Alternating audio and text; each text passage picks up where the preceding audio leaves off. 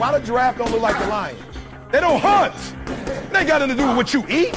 You think the lion look the way it eat because of what it eat? You think the physique is what, like watch the lion.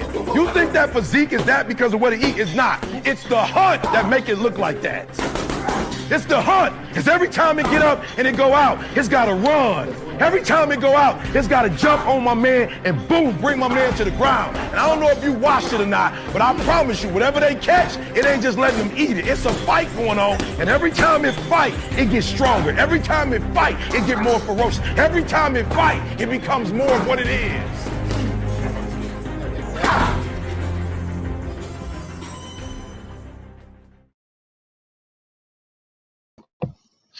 Hey, step inside that booth, get loose. Knock out a nigga tooth, man. It's your boy, 503 Line, man. Back at it again. Early morning hunt.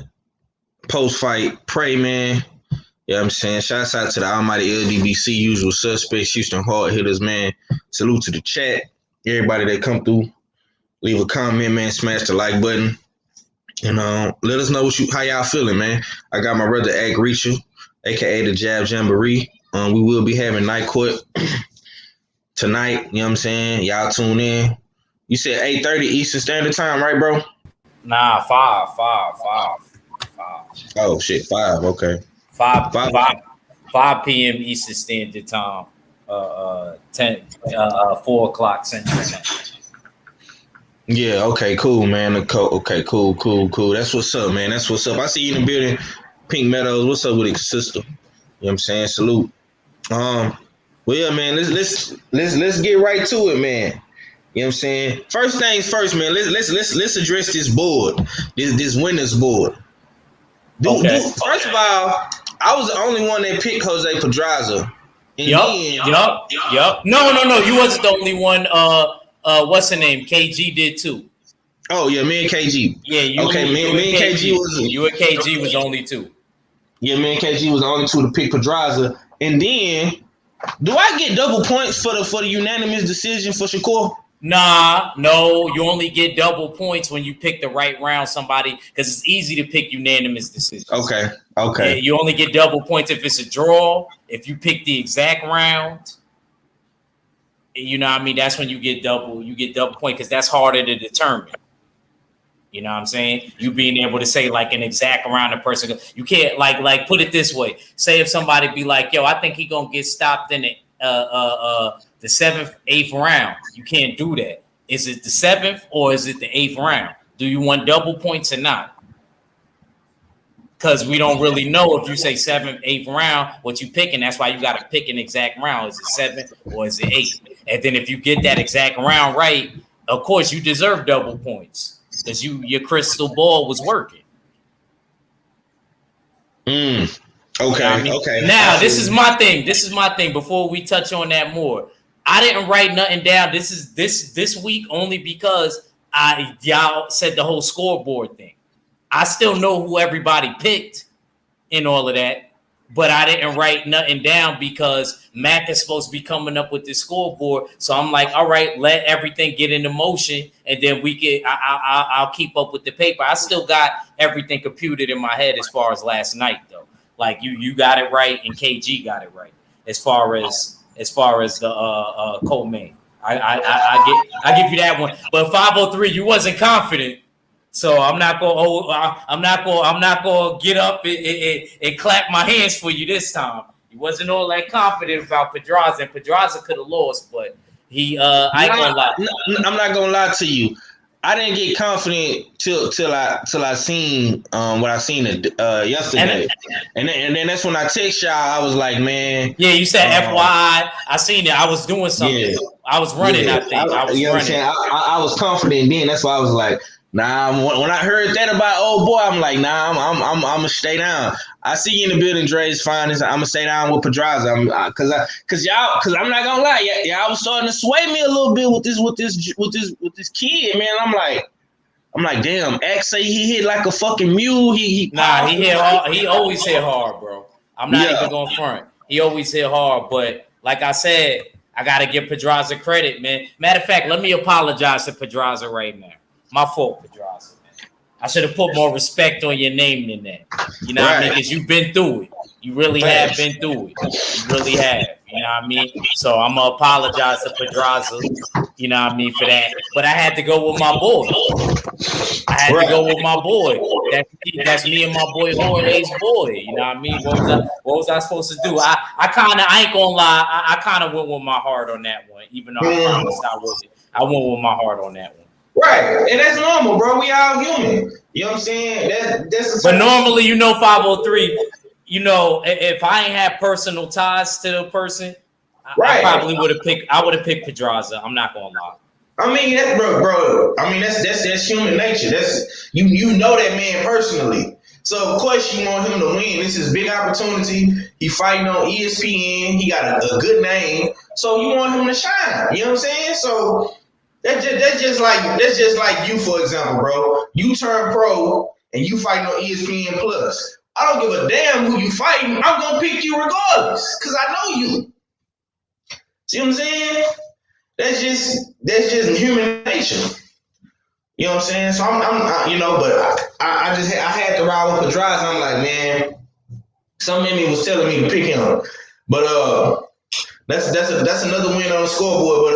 But let's talk about that fight, man. What did you think about your boy Julian, man? Cause he not gonna lie to you, champ. He quit on that stool and I don't know, man. They say he couldn't see Pedraza. That jab, champ. That jab is impeccable. You know what I'm saying?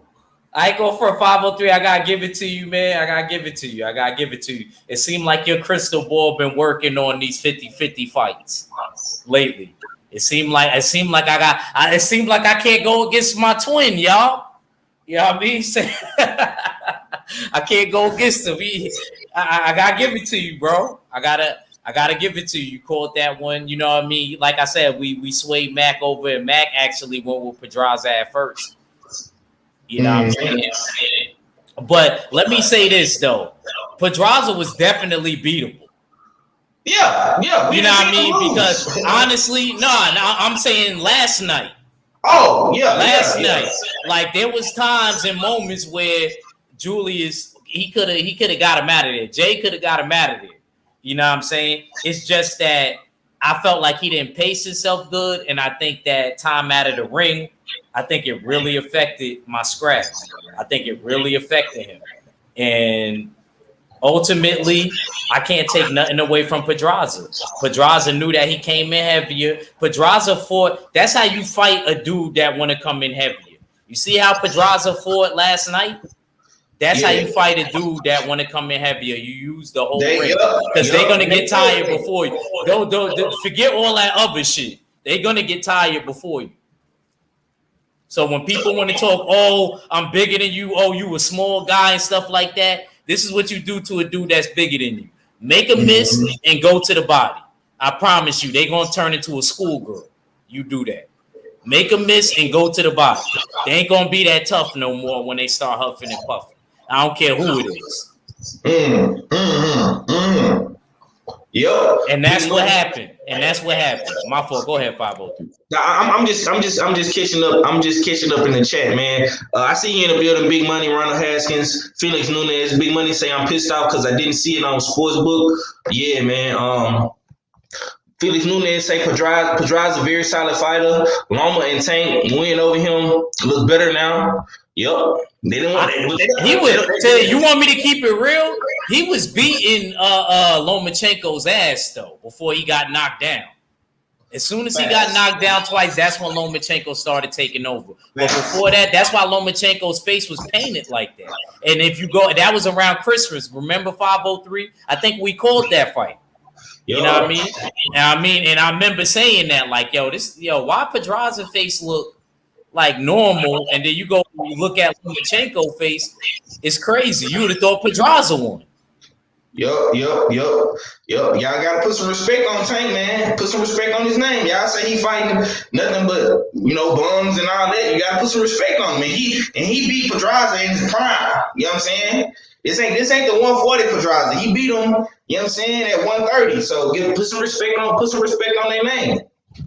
Big Money say 503. I was saying that too. I was saying that last night too. 503. I said shit. That made me got it. You know what? Keep going. Go ahead. Because when you touch on Shakur, that's when I'm gonna segue into this point I want to make. Go ahead. Okay. I'm gonna just catch up in this chat, bro, and I'm gonna let you cook. Big Money say 503 been right lately. He called the African dude to win a couple weeks ago. Yup. Y'all got stuff. I'm telling you, man. You know what I'm saying? I'm in the league for a reason, man. We've been picking these fights. You know what I'm saying? I'm telling you, man. Y'all gotta fuck with the kid now. Sometimes I'm wrong, but half of the time I'll be right. You know what I'm saying? Half of the time. I'm not gonna come on here and act like I'm just the guru of this shit because I got something wrong. You know what I'm saying? My man Mosley let me down. You know what I'm saying? I got a couple fights wrong. I'm not gonna lie. But for the most part, you know what I'm saying, I be on point. I got my brother MSP, Mahari Nation Sports Podcast in the building. What's up with it, bro? Man, chilling, bro. I know I've been a highly requested person over here in the last couple of days, so I had to come in and show up. Right. And we gonna talk some basketball too, man. We gonna talk some basketball. Give me a few minutes and we gonna get to it. Yes, sir. Yes, sir. Ronald Haskins say, hell nah, I got a homeboy. He has not won a fight, but he will fight anybody. Disrespect will not be tolerated. I want to pick him to win, but I will not pick him to fight. Okay, I feel you, bro. My boy Dre's finally say, man, 503 is working his voodoo. You dig? Nah, man, Let me find out, 503. I didn't think they knew about voodoo in Houston. Nah, man. I ain't. Listen, man. I'm just. You know. Great minds think alike, champ. Great minds think alike. 88 Sports Talk in the building. Salute. My boy KP say, even if 503 wrong, he could have been right. Laughing my ass off. Terrence Howard and Get Rich or Die Trying. You goddamn right. Even when I'm wrong, I'm still right. You know what I'm saying? Yeah. I know when you ain't gonna be right, and you gonna have to jump on my live. I know when you ain't gonna be right. That Mario's Barrios fight. No, not Mario's Bar. Are you going with Barrios? I don't know, bro. I got a couple more weeks to make my final pick. You know what I'm saying? I got my H-Town brother in the building, Mr. De Niro. Salute, man. Salute. Well, listen, man. It was some good fights on last night, man. We gonna talk about Shakur, man, and all that good stuff, man. But I gotta come to my brother Mahari on this basketball talk right quick, man. We got some. Let me see. We got some good games coming on tonight. We got Brooklyn and Milwaukee. We got the Suns and Nuggets, man. Mahari, I'm gonna come to you, bro. What was your thoughts last night on the Clippers and Utah, man? My boy Kawhi done finally got a good win. You know what I'm saying? Is they gonna be able to tie this series back up, man, or do you think the Utah Jazz will be able to beat them? Where's the deal? I'm not worried too much about what Kawhi does because I know what Kawhi is going to give you. He'll give you at least 25 points, 10 rebounds on a good night. Even on a great night, he'll give you like 30 points and like 15 boards and something like that. I'm not worried about what Kawhi does. My issue has always been Paul George. Anytime that Paul George does not shoot the ball, at a high percentage, or if he takes dumb shots or turns the ball over a lot, that's when I turn the other way about these Clippers. Now, last night, he did a very good job. He scored 31 points, and he shot the ball better. When he shoots the ball better, it basically helps out his entire game. He makes better decisions, and his entire team feed off of that. Paul George, to me, is the X factor in this whole thing. Because if he don't play well with Kawhi, the Clippers will not win any games in these playoffs. Now, right now, the Utah Jazz, there's some things going on with them right now because Donovan Mitchell's hurting, Mike Conley's hurting right now, so. Right now, they're a bit of the walking wounded at this point.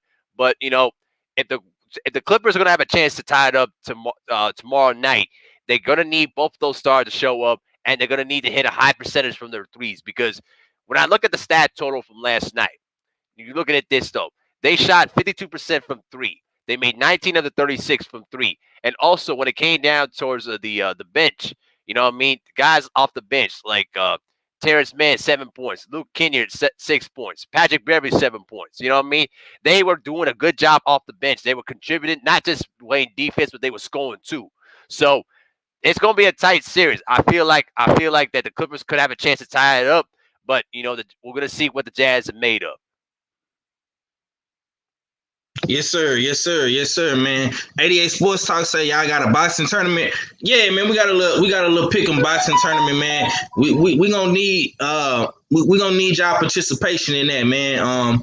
This following not this week coming up, man, but next the week of Tank Davis and Barrios, man, we would like everybody to participate in the pick'ems. If y'all want to participate, man. Yes, please. With the Tank Barrios fight, that's a 50-50 fight with the Jason Rosario, Erickson Lubin fight. You know what I'm saying? Rigondeaux and Casamayor. Yep. So you know what I'm saying? With these fights coming up, man, we want y'all opinions on them. My boy say my son's about to close out Denver. What you got on that, Mahari, man? Them Suns looking real good, man. It's looking like they might win the West, man. Is it safe to say, man, the Suns got the West on lock, man? Will we see them in the finals this year? We'll see. Right now, at this point, the Denver Nuggets, I think the loss of Jamal Murray is really hurting them in this series in particular, because that Nikola Jokic has been doing his MVP form in this series, but right now, Chris Paul has been sensational. He's been doing a great job controlling the pace of the game, not doing too much, just keeping things under control right now, and then DeAndre Ayton and Devin Booker do their thing. And I think that in this series alone, Nikola Jokic, he's been absolutely sensational in the series. The only issue is this: the loss of Jamal Murray is really hurting them, because Jamal Murray, what he does, he's more of a killer down the stretch, and he would have neutralized what Chris Paul is doing right now. And I think you're seeing that right now in this series, because if Jamal Murray were in this series right now, this would be a totally different series. I think it would have been I would have probably had Denver winning the series if Jamal Murray were healthy. But right now, that's not the case. But as far as the West is concerned, I'll have to see, because the Utah Jazz, I'm going to be anxious to see what they're going to be made of, if they can push it to a 3-1 lead against the Clippers, or if they have to face against the Clippers, how's that going to turn out? But I would like to see them come out of the West, because Chris Paul deserves to get a championship, man. He's been waiting a long time for his opportunity to get to the finals and win a championship. I want to see that happen. Okay. Ronald Haskins say, damn, he sounds like the dude who interviewed Wilder for the PBC. Yeah, man. He say, okay, cool, I'm down. My boy Dre is fine to say what you know good. Can you dig it already? Talking about Mahari Nation Sports. Okay, man. Okay, I want to say this, man. I'm gonna say this about the Utah situation, man. They play hella good at home, but if Donovan Mitchell get hurt, bro, they losing this series, man. If Donovan Mitchell get hurt, it's a wrap. You know what I'm saying? Now if he can bounce back, you know what I'm saying, and possibly come back in game 5, game 6, you know what I'm saying? I don't know, but we got another good game coming on in a couple more hours, man. Milwaukee and Brooklyn Nets, man. Milwaukee was able to pull it off barely. You know what I'm saying? I feel like they can win today, but KD and Kyrie not gonna shoot as bad as they did the other night. You know what I'm saying? Ack, you got something you want to say on that, man? How you feel about the game today, man? Milwaukee, Brooklyn, man. You know what I'm saying? I think Brooklyn should edge it. I think Brooklyn should edge it today. I could see Brooklyn edging it today. I think it might be a closely competitive game, but I see Brooklyn edging it. What's the series right now? It's 2-1 right now. Brooklyn, right? Brooklyn leading by a game, but you know what I'm saying? I think Brooklyn gonna win today too. You know, I think Kyrie gonna have a good game. I think Durant gonna have a good game. And they probably gonna get some good shots from they role players like Joe Harris and Brown. You know what I'm saying? And all those guys on motherfucking me Brooklyn. Blake Griffin probably have a good game. Particularly, you know what I'm saying? I'm dependent on Blake Griffin to do his thing tonight as well. You know what I'm saying? Mahari, man, who you got? Who you got today, man? Brooklyn or Milwaukee, man? How you feeling about that game? I got Brooklyn winning this game today. I think they're gonna go up 3-1 and end this series in 5. To me, Giannis is kind of disappointing me in this series because he's been kind of relatively consistent, but he's not putting his imprints in this series at this point. I mean, other than the game 3 where he scored 33 points and 14 rebounds, he's not had that dominant effect as he normally would have. And I think a lot of it has to do with the relative talent that the Brooklyn Nets have had. You know what I mean? But I think that for them to win, they're gonna really have to have an outstanding performance from Giannis, an MVP level performance, and then Chris Middleton, he better show up this time. I mean, my God. I mean, you want to talk about a guy that is MIA in the postseason. 78 can't stand that dude, bro. Yeah, man. Hey, but look, Chris Middleton been getting a lot of criticisms. You know what I'm saying? But last game he showed up big. You know what I'm saying? He showed up big, and he came through in the clutch in that fourth quarter. He hit a lot of good shots. Him and KD was going back and forth. And my man Drew Holiday hit that clutch layup at the end, you know what I'm saying? Yes, off the spin move, you know what I'm saying? But Chris Middleton put him in that position. He hit like two good key jumpers, you know what I'm saying? And Drew Holiday came and closed the show, man. But like I say, listen, this is what y'all gotta pay attention to. Milwaukee barely won that game, bro. Exactly. They barely won it. And fucking KD and Kyrie Irving had a horrible shooting night. That's correct. I don't see that happening in game 4 and game 5, especially when they go back to Brooklyn. I just don't see it happening. I got Brooklyn in 5 games.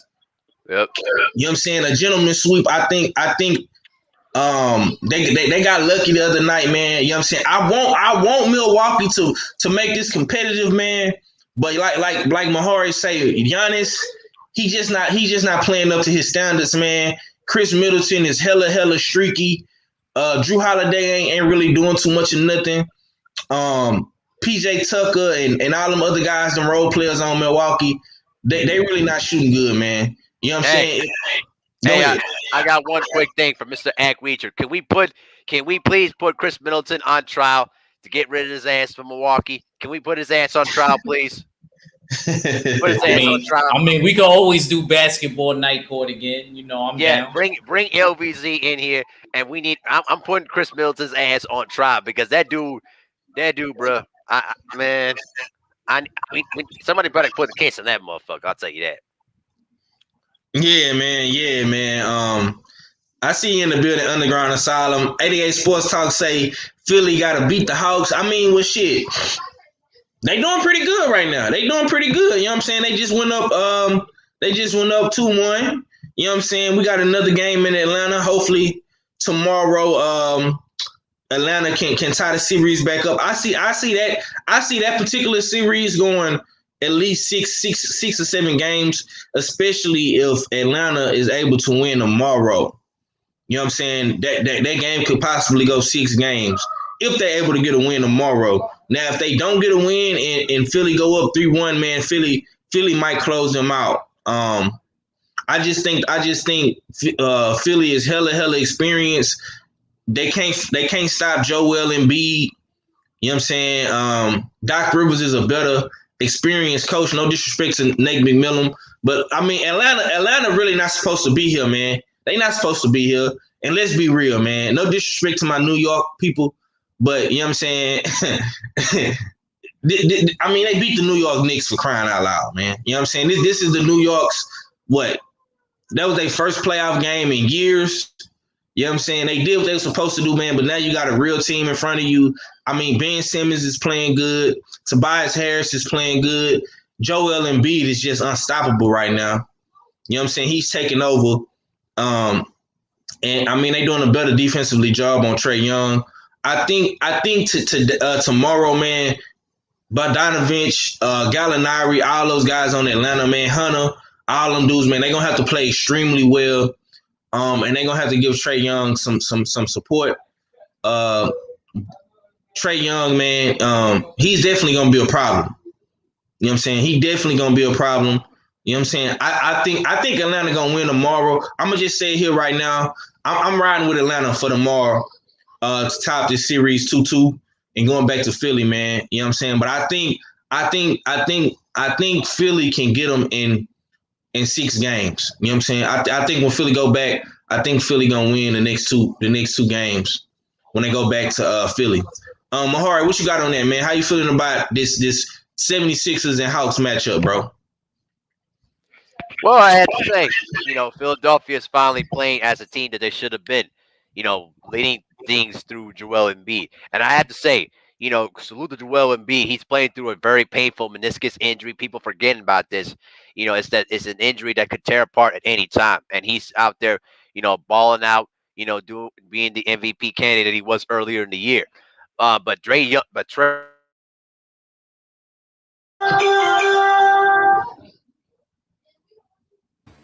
Is that me or did he cut out in Yeah, ESPN? that was Mahari. Mahari went in and out. I thought that was my internet. He's showing y'all why he's shit. Hey, Mahari, run it back, bro. You broke up real bad. Okay. So, as I said before, Trey Young is his game is taking another level, in these playoffs. I think that if you look back at that time when he was drafted along with Luka, you couldn't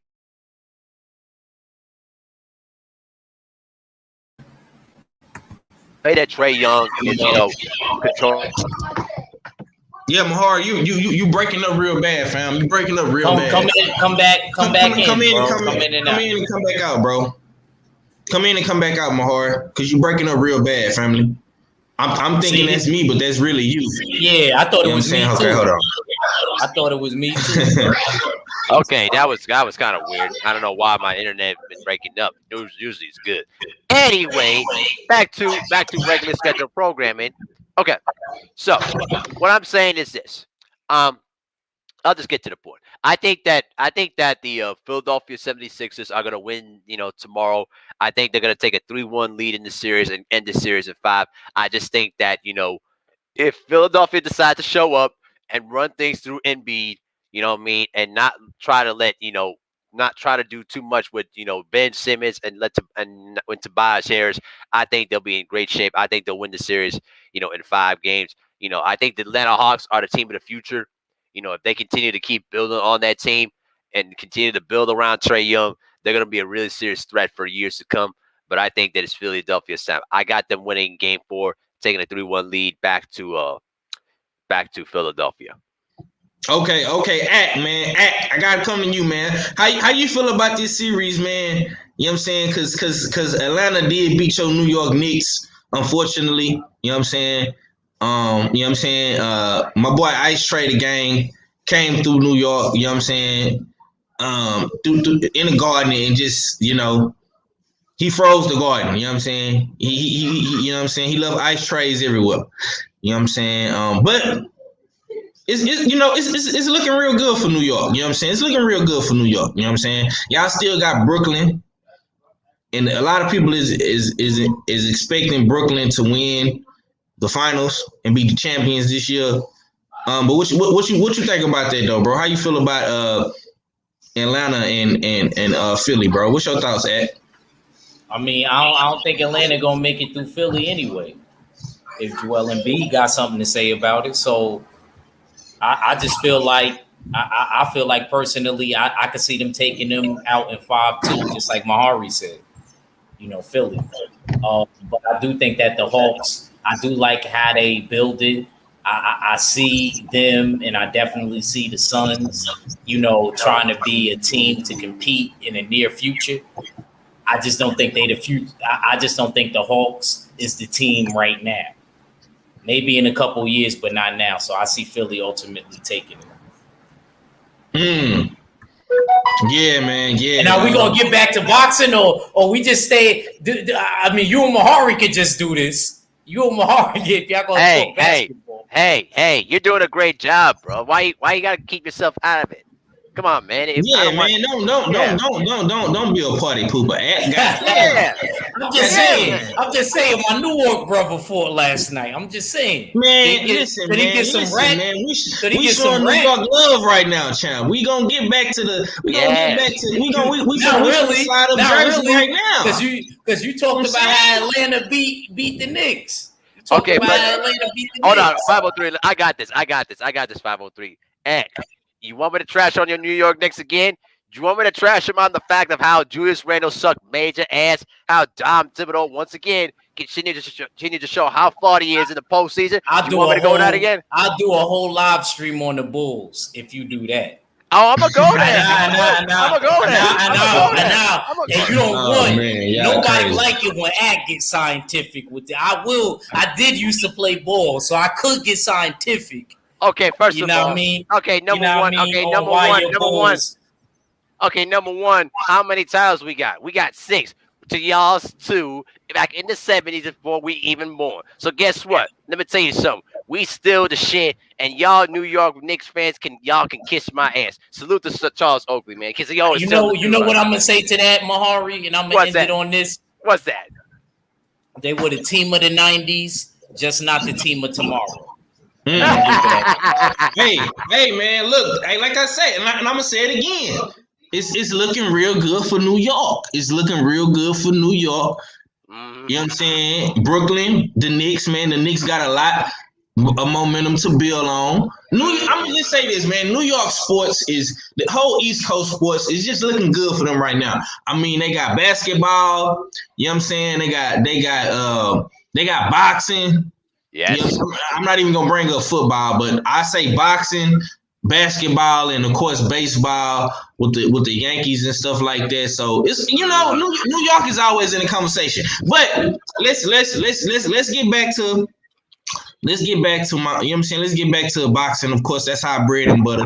But we will be talking more basketball as these playoffs progress, man. And I think me and Mahari, I'm gonna have to get with Mahari on the back end so we can do a show. I'm gonna try to get LVZ and a couple of my other brothers to talk some basketball. And you know what I'm saying? We're gonna keep this conversation pushing. And I'm glad my brother Mahari and Ak is in here with me, man. But yeah, man. Salute to my brother Romeo Lane. You know what I'm saying? And we're gonna keep cooking on boxing, man. So Shakur Stevnson, shouts out to Newark, shouts out to Jersey. He fought last night, you know what I'm saying? It was a real slow pace boxing chess match. I wasn't too thrilled and excited with the performance of Shakur Stevnson. Now, he did cruise to a victory. He dominated this dude, man. You know what I'm saying? The dude only hit him like a good 28 times. You know what I'm saying? His defense was spectacular. I do feel like Shakur Stevnson is the baby GOAT. I think he's the closest thing to a Floyd Money Mayweather when I'm talking defense, reflexes, feet work. You know what I'm saying? He's a southpaw version of Floyd Money May when it comes to the defense. I got to give him credit for that. A lot of people feel like it's Devin Haney. Devin Haney is real defensive too, but I think Shakur is more defense. I think he's defense first, then offense. But he got shitted on last night. He got shitted on real bad. You know what I'm saying? A lot, Tim Bradley, Andre Ward, Bernardo, all these guys, they was shitting on him last night. Tim Bradley even went as far as to say that he almost fell asleep watching the fight. Now, I'm not going to lie. The fight was boring. I'm not going to lie. I feel like the UFC cards was more exciting. I think the dudes who was fighting on the YouTube shit, the YouTubers and TikTokers was more exciting last night than Shakur Stevenson. But, I mean, styles make fights, man. It's not going to tell you, dude. He came in. I thought he was going to bring out the African Zulu warrior spirit, you know what I'm saying? But he didn't. He was hella nervous. He was tight. Shit. I remember in the first round, when after the first round, when he went to the corner to sit on the stool, he fell and bust his ass. So that let me know right then and there that this dude was hella nervous. You know what I'm saying? He was shaky. He was jittery. He was tight. You know what I'm saying? and he didn't want to. I ain't gonna say he didn't want to be in there, but he didn't want to fight with Shakur Stevenson. He wanted to box with Shakur Stevenson. You know what I'm saying? And that's the first mistake he made, trying to box with this dude. Listen, if you don't have a boxing pedigree, if you're not Devin Haney or Tank Davis or Valdez or any of these top guys at 130, 135, or Lomachenko, anything like that, Devin Haney, Lopez, you're not gonna outbox Shakur Stevenson. You have to fight this dude. You have to bang the boxer. You know what I'm saying? And if you have a boxing pedigree, you can box with the boxer. But this kid is a master boxer. I mean, he's a silver medalist, for Christ's sake. You know what I'm saying? Trains with Terrence Crawford.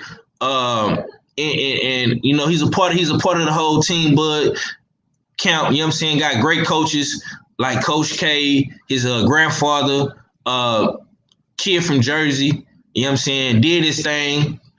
Is a legend. He's the East Coast living legend right now. You know what I'm saying? But my boy Big Money say Shakur Washu, he did what he was supposed to do, but it was super boring. I got my brother Stay Ready Boxing TV in the building. What's going on with it, big bro? Hold on. What's up with it, little bro? Oh man. Just talking this good boxing talk, man. I know you didn't get a chance to watch the fights. Because you was covering the fighting, you know what I'm saying? But how was that experience, man? You know what I'm saying? I seen you had the ring girls giving you a drop and shit, you know what I'm saying? And hey, you gotta put that in the intro, bro. It's going in there. It is. Yes, sir. Man, I had fun last night. Not gonna lie to you, bro. It's good to have boxing back. I missed it and it's back. Man, the experience from last night, man. Oh my God. It's been so long.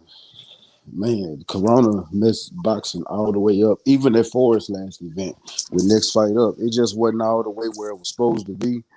But to have that back and to actually get a chance to sit and call the fight with Coach Derek and Manny, that was an experience in itself. That was actually pretty. I seen you right there at the table with him. So that was pretty damn dope. I'm not gonna lie to you.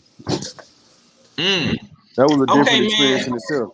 I seen a couple of posts on IG. I seen my boy A-Leaf got the win. I seen Juanito lost last night. Yeah, and Paisley lost. Yeah, so let me. Yeah, tell the people about that, man. So and hold on before you go. All these fighters, they've been on our channels. We got hella interviews with A-Leaf, Paisley. You know what I'm saying? Of course, Juanito, you know what I'm saying? So these are our very own Houston fighters, and we always like to put spotlight on them. But go ahead, stay ready. All right. As far as A-Leaf promised us a knockout, and that's what he got us. He promised me a knockout, and boy, he beat the brakes off that boy. And let me tell y'all something about A-Leaf. I've been watching A-Leaf since he was an amateur, man. And A-Leaf always been an elusive type fighter. You know what I'm saying? Patient, counterpunching, things like that. Last night, that wasn't the A-Leaf that I've been watching as long as I've been watching it. A-Leaf literally was he looked like Earl Spence. Y'all know how critical I am about people saying fighters look like Earl. Nah, I swear to God, he looked just like Earl Spence last night. Walking his fighter down, cutting off the ring, letting his hands go, punch placement, doing what he would, defensively responsible. He was, I swear, but he was a little slower than Earl, but he was still. It was a different fighter, and I enjoyed watching that from him last night. And he got the knockout, and it was beautiful. The ref probably should have stopped it a little earlier, but he did stop it then because when the dude got up from the 10 count, he was stumbling. The ref should have stopped it right then. But hey, it still didn't last too much longer. A-Leaf did what he was supposed to. Juanito, not gonna lie to you, Juanito still think he won that fight, but I had that fight 5-1 in Julio's favor. And Julio fight out a round for round. I'm actually gonna have him on the show pretty soon too. He fight out a round for round boxing. And that was a title on the line. That was the Texas title on the line. That was a state title on the line. So yeah, he lost that, and it was the ABO title. So he would have had 2 belts if he would have won. But that kid came to fight, and he was catching Juanito, and he was putting pressure on him. Juanito was staying on his right side, moving around the ring a lot, but he was still getting hit and wasn't letting his hands go. And that was the issue last night. He wasn't really letting his hands go. He was being slicker and defensively, and one of the referees gave him that because of that. But all in all, he still lost that fight. And Paisley, not gonna lie to you, Paisley, that was a girl that she fought with making her. She had a lot of amateur experience. Paisley didn't, and she came in to fight. Paisley was the underdog, but Paisley had a lot of heart. She came into that fight. She looked great, but the girl was just it's who wanted it more in that fight. And just to be honest with you, both of them wanted it, but the girl Carmen wanted it a little bit more, and she pushed the issue that whole fight. She let her hands go. She was hitting Paisley with some shit. Not gonna lie to you, she hit Paisley with some shit. But Paisley stayed on her feet, never got knocked down, never got knocked out, and she kept them hands flying. She never stopped throwing she never stopped throwing a punch. And she got hard and stayed in there the entire fight, and Paisley will be back. She told me she's coming back. I asked her, I said, "You coming back? I gotta see you back in that ring. Don't let this loss stop you." So she will be back. And I know Paisley is a motherfucking dog in that ring. So for somebody to come in there and out dog the dog, I swear to God, that's what it was last night. And I loved every bit about every fight. I think it was only one snooze fest.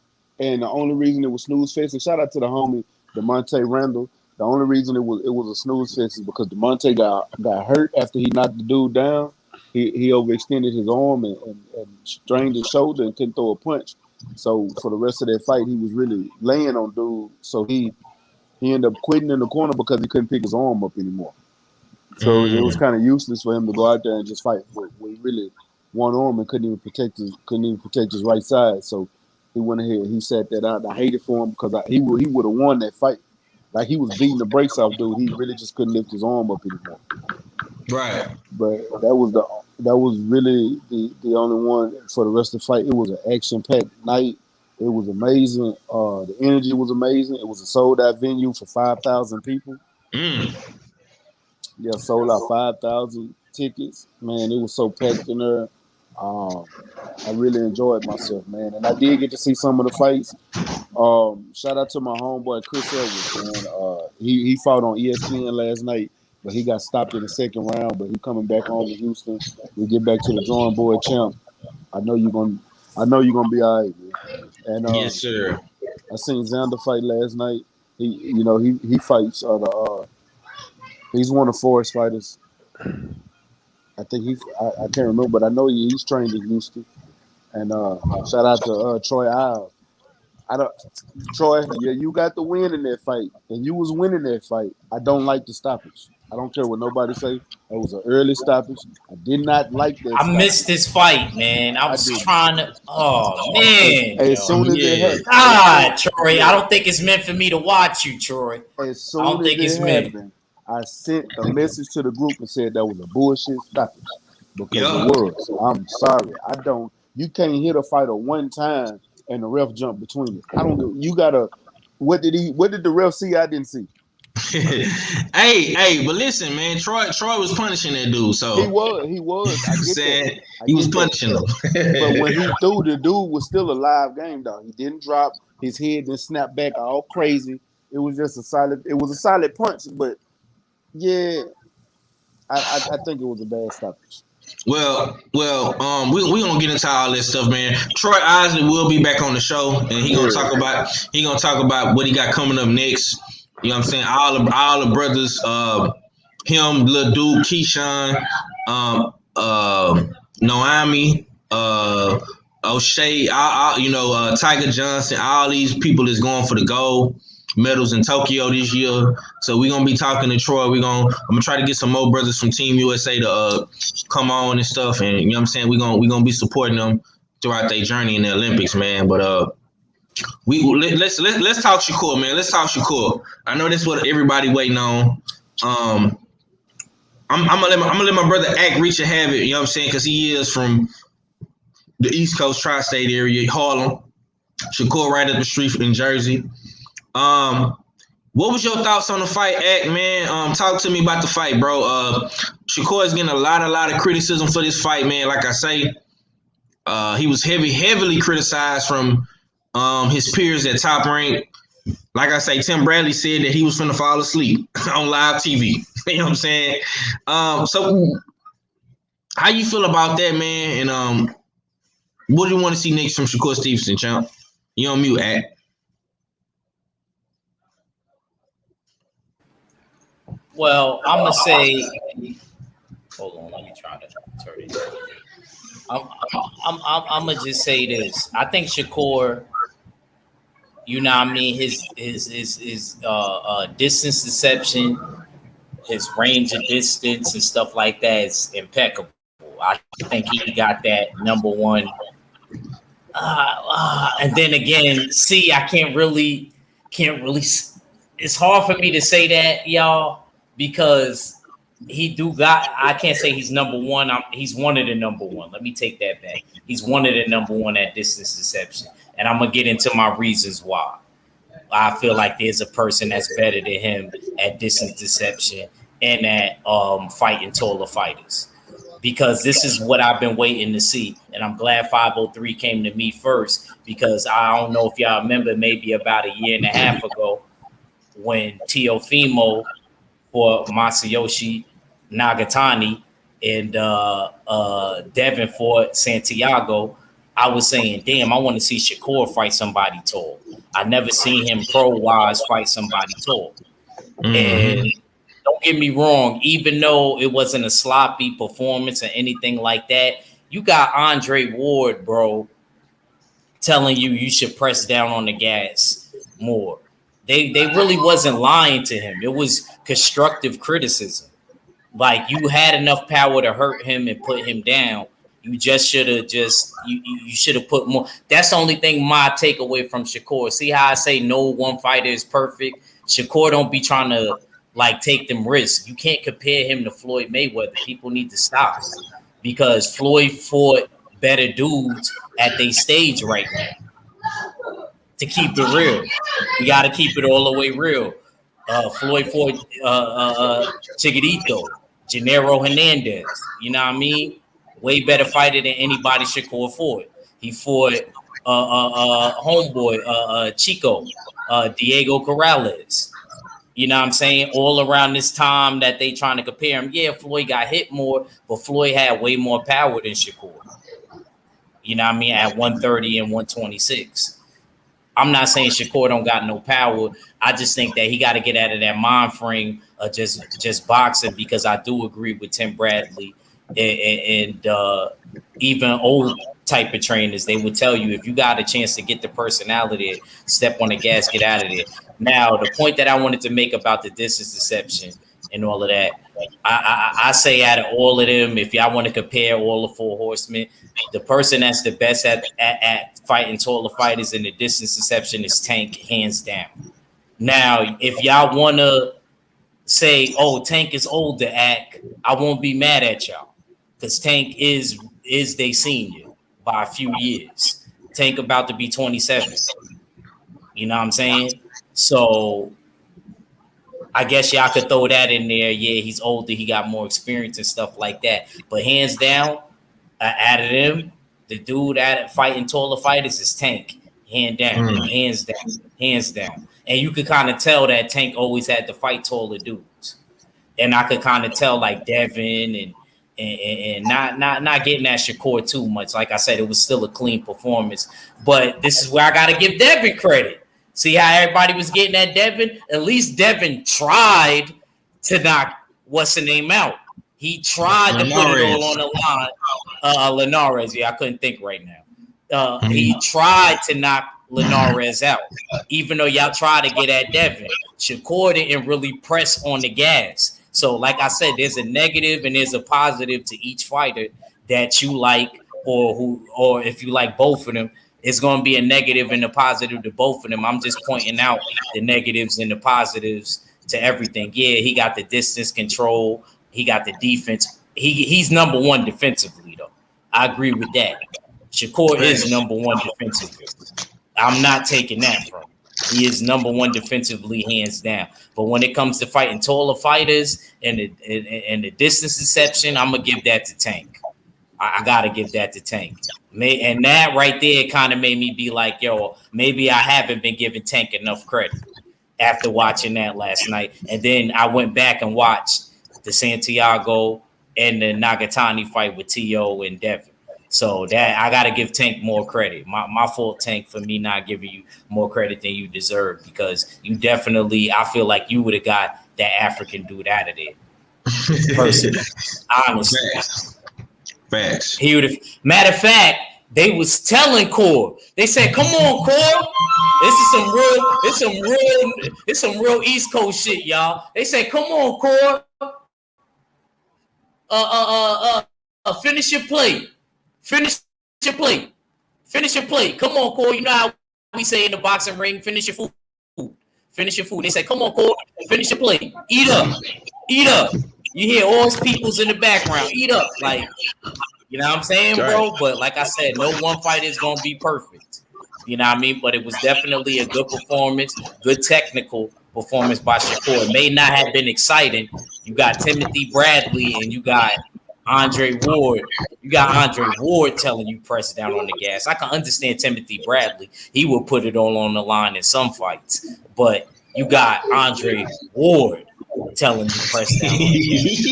We can't let him get it all the way away with everything. That's all I'm saying. Well, hold on, because you got to remember, I think Ward is a little salty because Shakur let him go.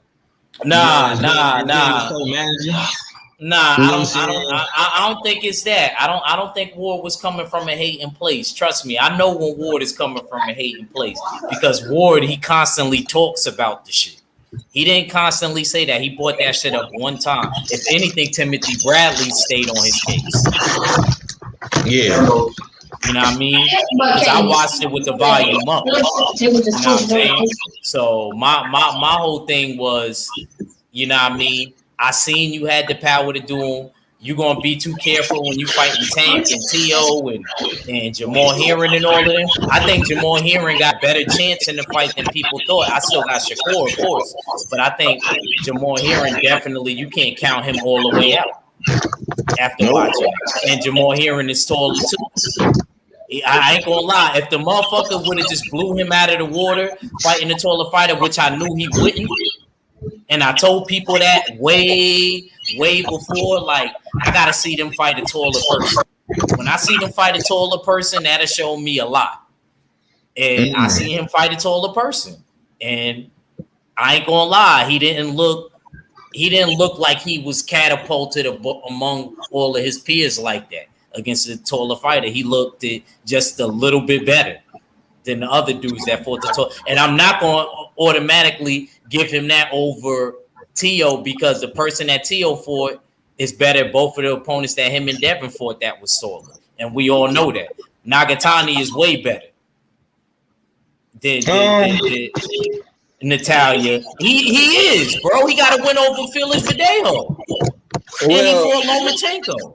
I mean, Linares is. I understand what you're saying, man. I didn't say that. I'm saying when he fought Santiago. See, you not listening to what I'm saying, 503. I'm talking about when he fought Santiago and when what's the name fought Nagatani and him fight. I'm talking about the taller fighters that all three of them fought. I'm not talking about the recent fights. Because of course, if I was to say that, then of course Linares. Right. Okay. Of course, Linares. I'm talking about Santiago. Nagatani, the tall. Okay. That's what I'm talking about. That's all I'm saying. That's all I'm saying. But still a good performance by Shakur. He had a little bruise under his eye, nothing to cry to mom about, but he did good. I just wanted to see him press on the gas. That was it. Okay. My boy Felix Nunes say, I'm from Jersey. I root for Shakur heavy. Most important thing is the W, but I am waiting for him to showcase his power, get that signature KO, highlight real win. Dre's finding say that's so true. All facts check. My boy Knockout Boxing 86 TV, Dallas, Texas in the building. He say, bro, Stepping outside yourself to try to get a knockout can get you a loss. Shakur's job was to win, not please the fans. Devin went for the KO. He got exposed. Shakur fight his fight. He bored.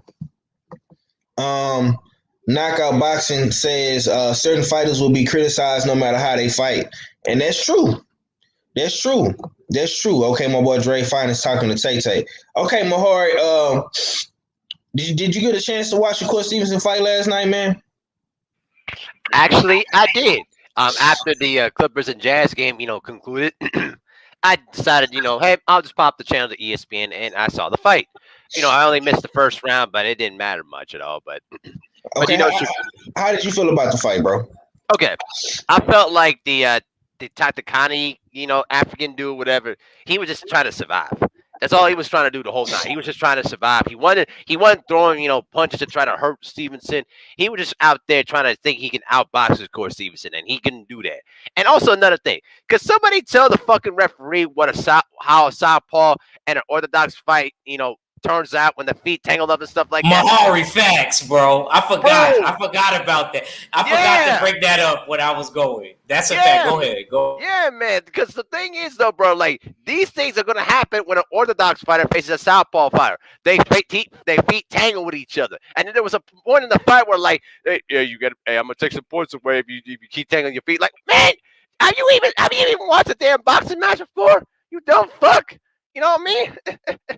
But anyway, the thing is, though, bro, like, listen, Shakur Stevenson, did his thing. He basically outclassed, this Tati kid, whatever. And, it did his thing. Listen, it don't matter what he does, because if he boxes a beauty, they're going to say he was born. And if he gets caught with something big, they say he's going to get exposed. So, I mean, at the end of the day, man, Shakur Stevenson did what he had to do, and he got the W. And no matter what what his, his perceived critics think, because at the end of the day, he's going to continue to get better and better. And he's pretty much the guy that people don't want to mess around with down the line. That's how I'm going to pretty much view it that way. And by the way, fuck that referee too. He need to be slapped there for real. I told you that last night, 503. I said that referee need to be slapped in the back of the head. How the fuck do you not know? He's normally a good referee. I just don't know, man. I'm starting to think they should get drug tested. Right, the referees and the judges. He like, you know what I'm saying? He's normally solid. He smoked all weed last night before he got in that ring. He had an edible. That wasn't no weed. He had a Chips Ahoy. Oh, Knockout Boxing TV. That's a fact. He said, like, he was acting like Joy Crawford in the NBA. Ain't nobody here watching you ref, bro. Exactly, bro. That's what I mean, man. Like, that's what happens when you're going against a southpaw and an orthodox fighter. Y'all know this. You know what I mean? It happens. The feet get tangled up. That's how it happens. But that referee was pure trash, bro. Somebody need to slap that referee in the face, bro, for real. Okay. My co-host just slid in the building with us, man. Jay Steele's the odd fella. Y'all subscribe to his channel on YouTube, The War Report on YouTube, man. What's going on with the big odd? And y'all know what it is. It's your favorite, your most hated odd fella. Back for another one, early morning hunt. I was asleep half through it, you know what I mean? I woke up, you know what I mean, and saw y'all niggas was on, you know what I mean, cooking and hunting, you know what I mean? And of course, there's something about Mahari's reviews that just make me want to get up more. They just motivate me to get up on the platform more. So here I am. What? Oh shit! What did you say? What the hell? Yo, I can't mess with this. How you couple on starting? They still. Hey man, it's a compliment. You know what I'm saying? You got. I know it's a compliment, but at the same time, though, bro, Jay Steele. Let me tell you something. What I missed? What you say? Oh, Philip, what you just said? You say Mahari did what to your family?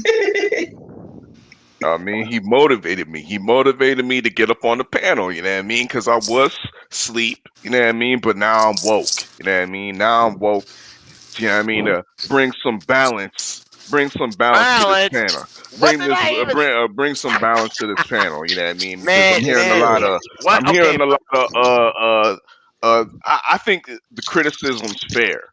I think criticism is I think No, the criticism is hell no. Mac, you never think the criticism is fair. No, I never think I the criticism is fair. and I need you to tell me a time you got at somebody. if you could allow me to elaborate, you know what I mean? I can. Let the man talk. I'm gonna let Stay Ready go after Arthur. Go ahead, bro. Indeed, you know what I mean. Now, to tell you the truth, the criticism out there was that Shakur is out there. He's boring. He put people to sleep. Now let's be real. Let's be real. He put me to sleep because I didn't see the fight. You know what I mean? I saw and it wasn't totally his fault. You know what I mean? But it was the Pedraza actually did well against Julian and Rodriguez. You know what I forget mean? y'all from it. You know what? Shout out to Pedraza. Hold your tongue. No. I just wanted to say forget y'all for making me change my pick. But I'm glad when I sent my picks I'm glad when I sent my picks into my league, I still picked Pedraza because I said, you know what, fuck that. I'm not finna go against what I know. Yeah, to y'all on y'all board, I got picked. I picked against Pedraza, but and the You one ain't that even counts. make the board. You got to make the board, chill. I ain't even write nothing down because I'm waiting for you to make the board because I agreed with you yesterday. Yeah, okay. Indeed. Well, I'm gonna make it some. My laptop should be back this week. regardless, Pedraza he did his thing. I mean, last night, but I mean, when you're the headline fighter, there's more expectations that come with being a headline fighter when it comes to being an entertainer. I understand Shakur Stevenson is definitely in his early stages of his career, but he is a former champion. He is looked at as being not only not a prospect, but a top level contender that's headlining. But this is not an undercard fight. So when you're a headliner, you're expected to entertain, and he didn't really entertain. You can't, and that's fair criticism. You can't take I can't take credit away from his boxing acumen, from his performance that he displayed last night in regards to winning the fight. You can't take nothing away. It was masterclass. Jeremiah Nakatia wasn't able to land nothing on him. You know what I mean? Wasn't able to land his vaunted right hand. And like I said, he had correct. He threw correct punches, fundamental punches. The commentators were in there leading you to believe that this guy had no skill. You know what I mean? Further discrediting the performance of what Shakur Stevenson was doing. And y'all niggas are sitting here leading into the same fucking rhetoric that Butter Biscuit Tim Bradley is saying, but you're just doing it to the African. You know what I mean? Because you don't know the African. So let me pick on the motherfucking African that they ain't got nobody to stand up for him. Well, the R fella is here. You know what I mean? To stand up for the so-called African cop.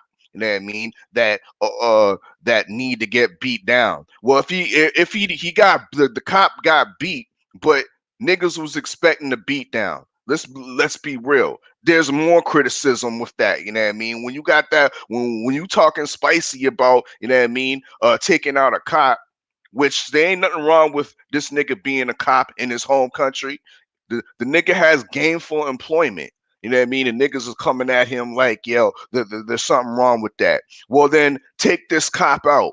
That cop wasn't taken out. You know what I mean? Shakur Stevenson allowed him to languish. Abel Mahari wants to talk about surviving. To me, that nigga was in there trying his hardest out to you know what I mean, coming forward and trying to do something. But it's hard to do that when you have a special boxer like Shakur Stevenson.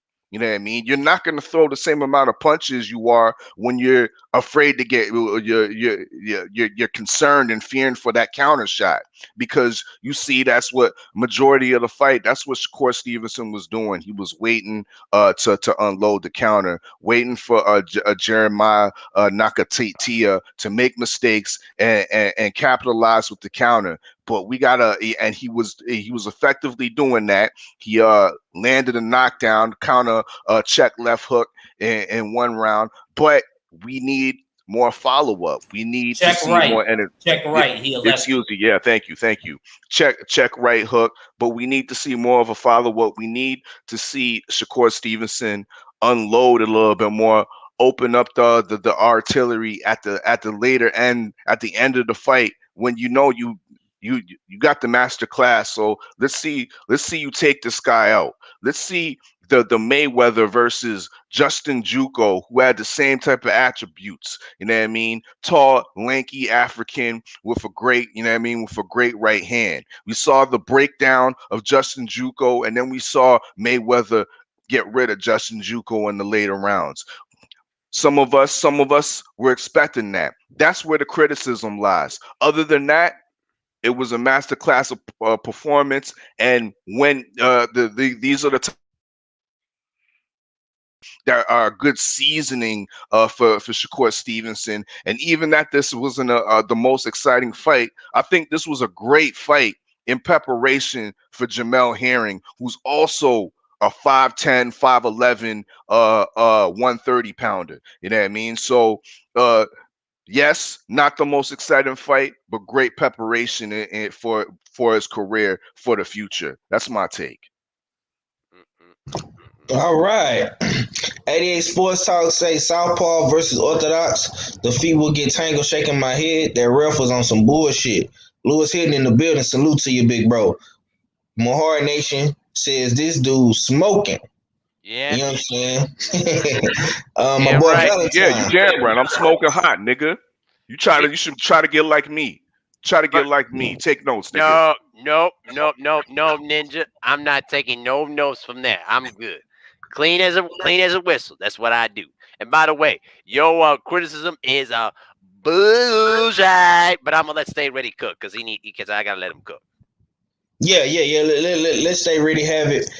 Stay ready, man. I say you for last for a reason, because I know you always look at it from a different aspect of the game. You know what I'm saying? You always come different, big bro. So go ahead, man. Yeah, I'm gonna come completely different because I disagree. I'm Mhm. gonna be honest with you. I agree more with our fella than I agree with anybody else. And Okay. that and me and our fella go back and forth so much, but I'm not for to sit here and down this kid for boxing. How the hell we gonna die? Nigga, Shakur Stevenson is probably ain't no probably. That's why he my favorite fighter, because he is the best boxer. He is the best pure boxer in the sport, period. Hands down. I don't care what nobody say. And boxing ain't about knocking somebody out or getting them out just because you know you can. Boxing is about going in there, doing what you doing, putting on a great performance, doing what you supposed to do, and make sure that you're able to leave that ring safe. He won the fight. What more do you want? What more do you want? You want him to go out there and do what you want him to do, or you want him to go out there and fight his fight and win the way he know how to win?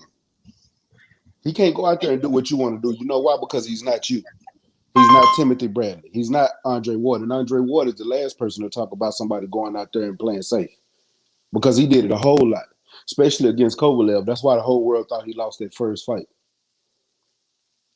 So I don't want to hear no, oh, he should have pushed the gas. Why? He was beating the shit out that dude. And I did watch that fight. I went back and watched it. He beat the shit out that dude for all 12 rounds. Literally. Dude didn't have a chance in hell. So why should he go in there and do anything different outside of what he normally does? I don't understand it. Like, I really don't. He went out there, fought his fight, beat the hell out of dude. Devin Haney was the same way. I got on everybody when they said Devin Haney should go out there and push the issue, but listening to y'all, Devin Haney actually got rocked for trying to push the issue because he wasn't fighting his fight. Listening to the world. These fighters need to just keep doing what they're doing. Do what you did that got you there, not what everybody else wants you to do. And that's the truth. And he fought a taller fighter. And then you gave Tank props for fighting taller fighter. Tank 5'2". Everybody taller than Tank. Nigga, the flyweight's taller than Tank. Everybody gonna be taller than Tank. That's all he know how to fight. Fight is somebody taller than him. To be honest with you, if Tank fought somebody shorter, I think he might lose, because he don't know how to fight nobody but taller fighters. So that's what he's used to doing. You know what I'm saying? Devin Haney, he's doing his thing, and I'm not giving Teofimo props just because he fought a taller fighter. Hell, he looked bad fighting that taller fighter. Shakur Stevenson looked great fighting the taller fighter. Yep. You know what I'm saying? Come on, we can't compare apples to apples. We got to compare apples to apples, compare oranges to oranges, potatoes to potatoes. We're not gonna compare bananas to dragon fruits, man. We can't. Shakur Stevenson is a great fighter, great boxer. That's what he is. He's a boxer. If it's a snooze fest, that's because you don't like the sweet signs. That's what you want. You want to see knockouts. And I'm not against you if you're a fan of brawling or knockouts, but if you're a fan of boxing and the sweet signs, you can't help but be a fan of what he did. What he did in that ring was chess. It's not checkers. He's not going for a jump to try to steal your pieces. He's not trying to ask you to king him. He's going in here to try to take. He's going to destroy your pieces and attack your king. And that's exactly what he did. And he did it in a strategic way. Won the fight and got out of there with just a bruise. I'm sorry. Mm-hmm. And to our fella's point, yeah, I want him to beat up the police. I don't like the police. I don't give a fuck if that's your credentials and that's what you want to be. Fuck the police. I don't care what city, country, state you in. Fuck the police. Yes, sir. Can I clap back a little bit at our fella too? Can I get some vengeance too? Go right ahead, my brother. This is what the early morning hunt is about. Yes, sir. Because here's the thing, though, bro. Like, listen, we need to stop having this perception of, oh, if you don't get the knockout, or if you don't, physically destroy your opponent and all that stuff, that ain't a good performance. Like, man, listen, not every fighter is going to fight the same way. Every fighter has a different style to themselves and the way they dominate their own perceived fight. Shakur Stevenson is basically a chess player type of boxer. All right, he's not gonna try to get physical with you or anything like that unless you challenge him to doing so. But that's what I tried to say in the chat last night. Like this I forgot, I don't know who his name is, but anyway, his opponent didn't even try to get physical with Shakur Stevenson and try to make him fight him. You know what I mean? Sometimes we need to do a better job of analyzing fighters and how they rate and how we rate their performances before we try to jump the gun on anything else because I don't listen. If you like knockouts, that's fine. But you don't always have to judge it as the be and all end all result to try to solidify in your mind that he's the best boxer out there or he had a sensational performance. I think we need to cut that out. I think who you talking to when you are you talking to me or are you talking to generally to the fan because you talking about you want to get back at the art fella and you making it sound like that I'm saying the rhetoric you spitting, you know what I mean? So I was clapping back you need to stop that shit. I was replying back to both, sir, and yes, I'm apologetic to what I see. But our fella actually was rooting. That's what he was saying. That's what I said. That's what you just said. That's what our fella was saying. Okay. I don't know what you heard. Yeah, this nigga just sold. That's why I said, man, niggas words, dog. Man, y'all leave me alone, man. No, but Mahari, that's why I said I agree with our fella. Like I literally said that before I went on my soliloquy. Okay. Right. Yeah, nigga, smoke on that. Man. Okay. Bro. I'm gonna leave it alone. We gonna transition, you know what I'm saying, into Shakur post-fight thoughts on his performance. And he tweeted this last night after he got out the ring. We was probably already asleep, but they on Pacific time. And he said, and I quote, "I apologize to all my fans. I didn't feel good tonight, but I did what I had to do to win. Thanks for all the support. I promise better for further fights to come." And it's looking like he wasn't satisfied with his performance. You know what I'm saying? And he came out and he apologized immediately to the fans because I think Shakur knows the expectation is high for him. Thank you. I mean, shit. His next fight will be for a title, whether it's Valdez or Herring, which most likely will be Herring because he fought for the mandatory position. So, hey, I'm gonna come to you, bro. Do you feel like Shakur Stevenson had to apologize for this for his performance last night? And what are your thoughts about this tweet that he put out, bro? You on mute, champ. Yeah, my fault. I was fighting with the mute button. Had issues like I be having. Yeah. Go ahead, though, man. Like I said, like I'm not gonna give a person constructive criticism if I know like that person don't deserve constructive criticism. I only said one thing. I don't think it's nothing wrong with pointing out one thing that a person did.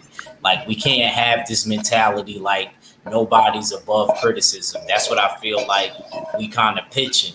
And it make me not even want to comment on some of the fights because all of these when I turn pro ain't gonna have a problem with if I get in title contingency commenting on me.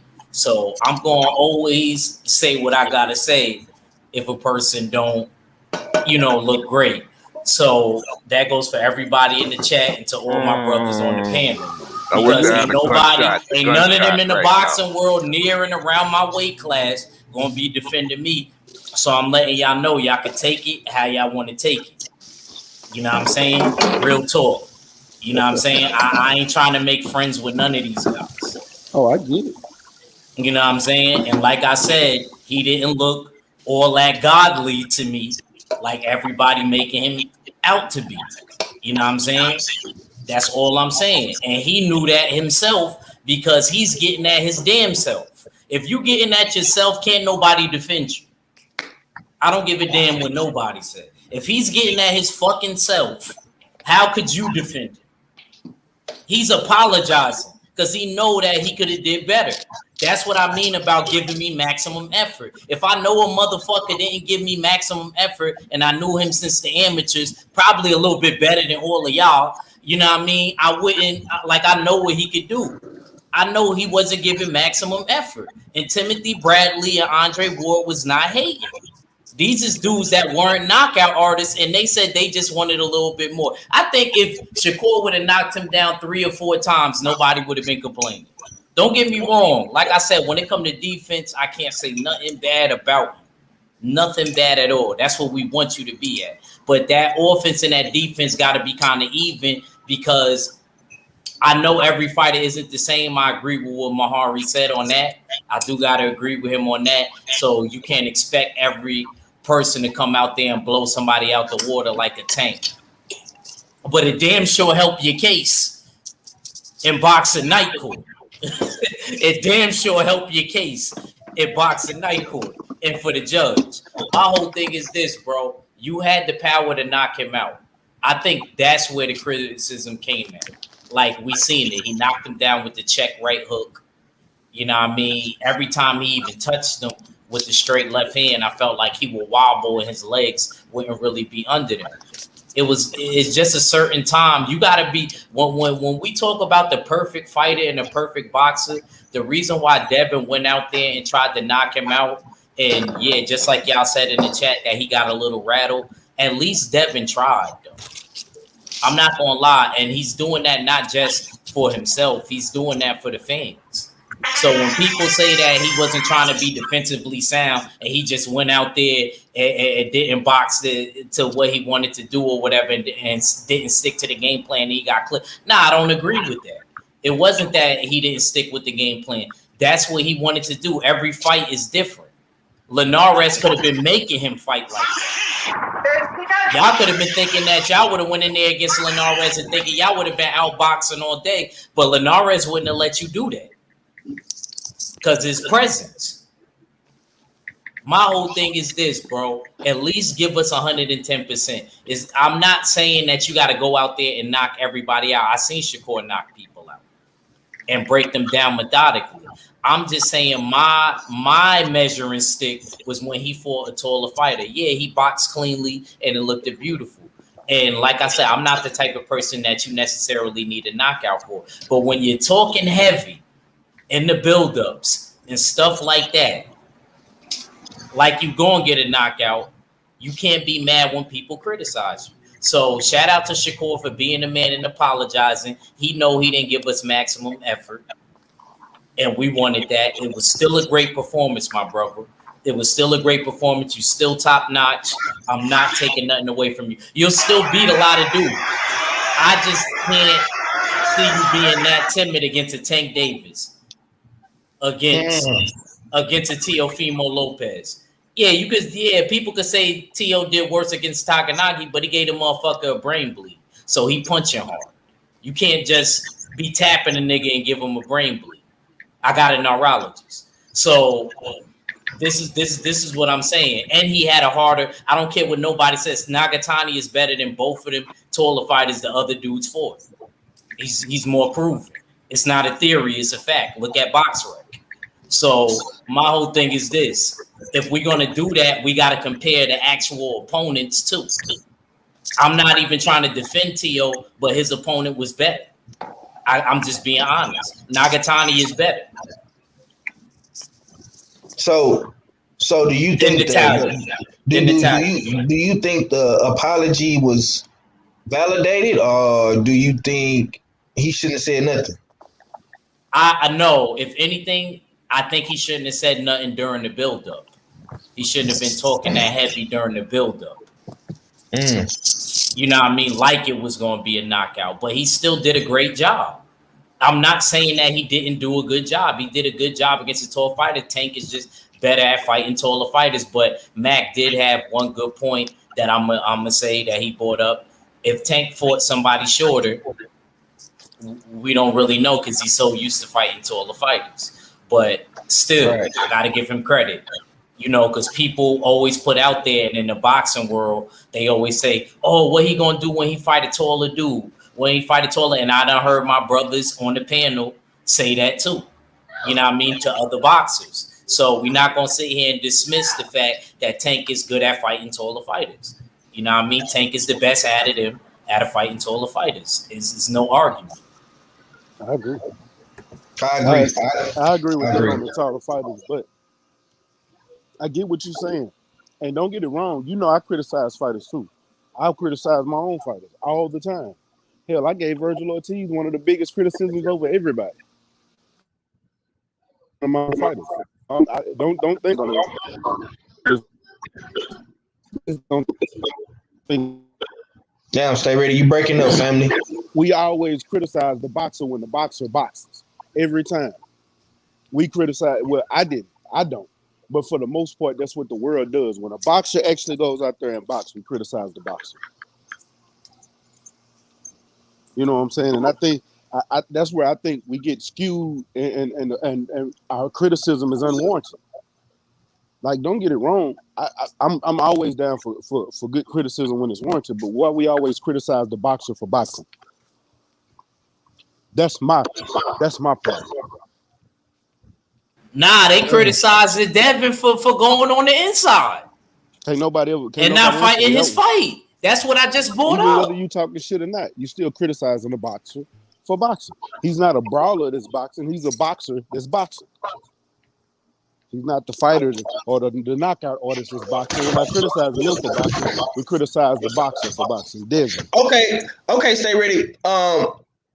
How did you feel about the apology on Twitter? I mean, do you feel like Shakur should have just shut up and not said nothing, or you feel like no? That was a well needed post for his fans? I'm gonna tell you like this: it really don't matter because 9 times out of 10, and Act can agree with me on this.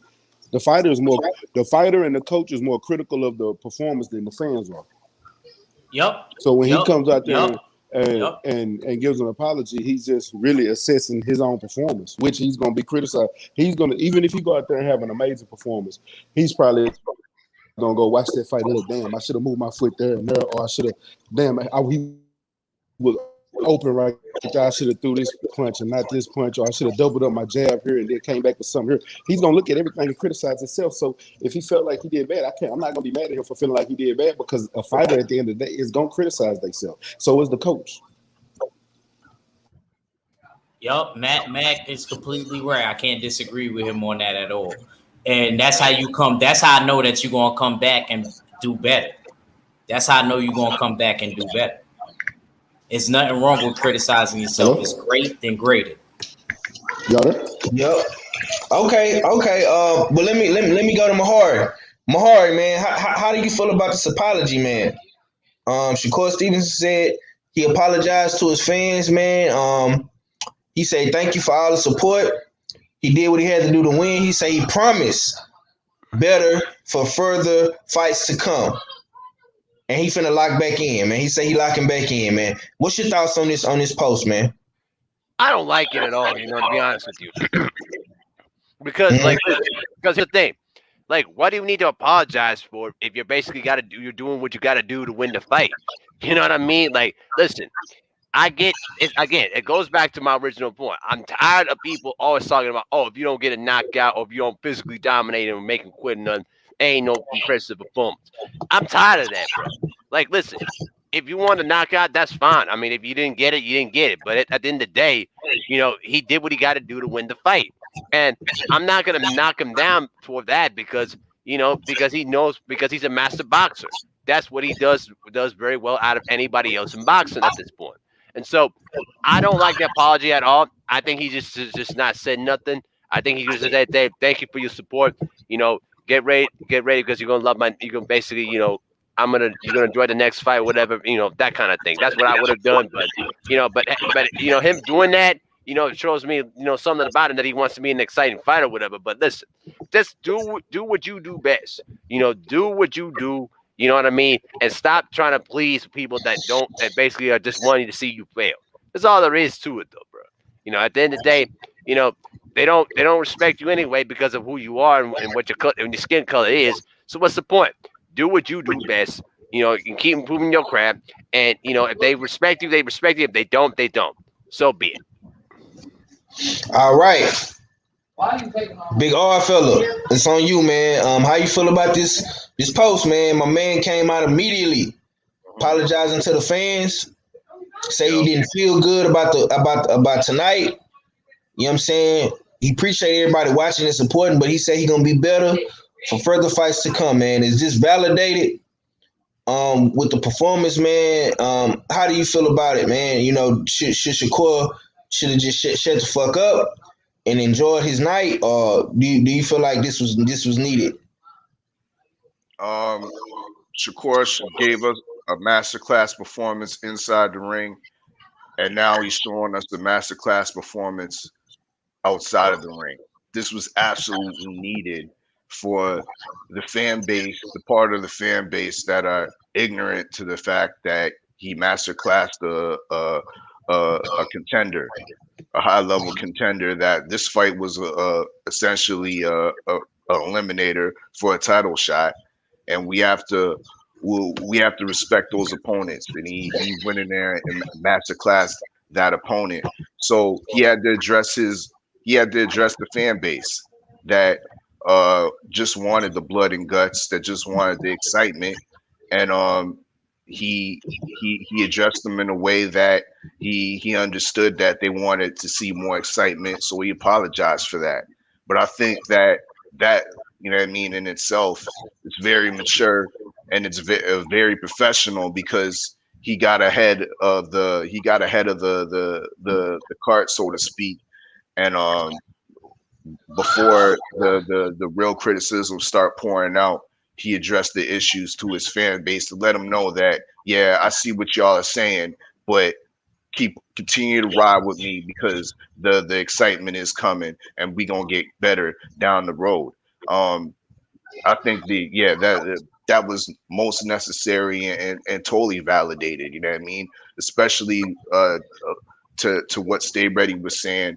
The fighter and the coach are the most critical of themselves. You know what I mean? So he's showing himself, showing us that he is critical of himself, and he did feel that he might have not been the most entertaining, especially on a night amongst others, so much celebrity and other type of circus type of boxing was going on.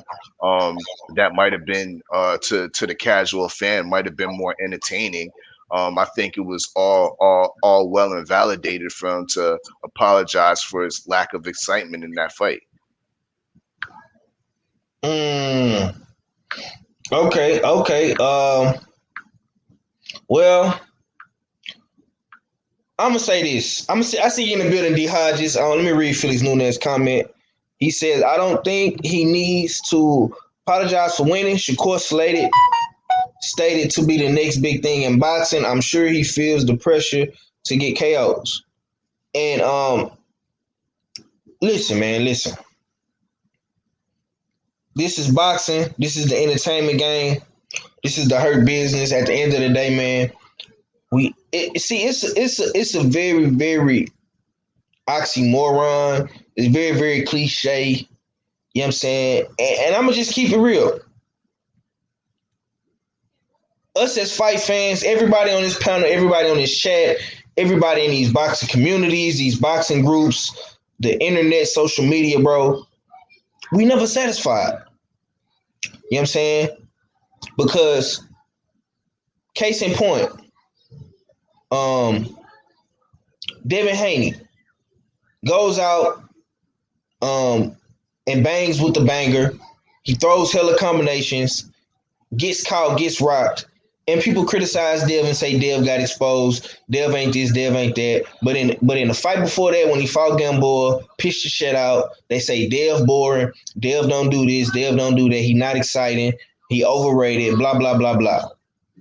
Shakur Stevnson pitched the shutout with Toka Khan.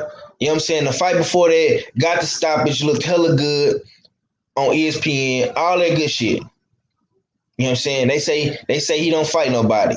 He ain't doing this, he ain't doing that. This fight right here, you know what I'm saying?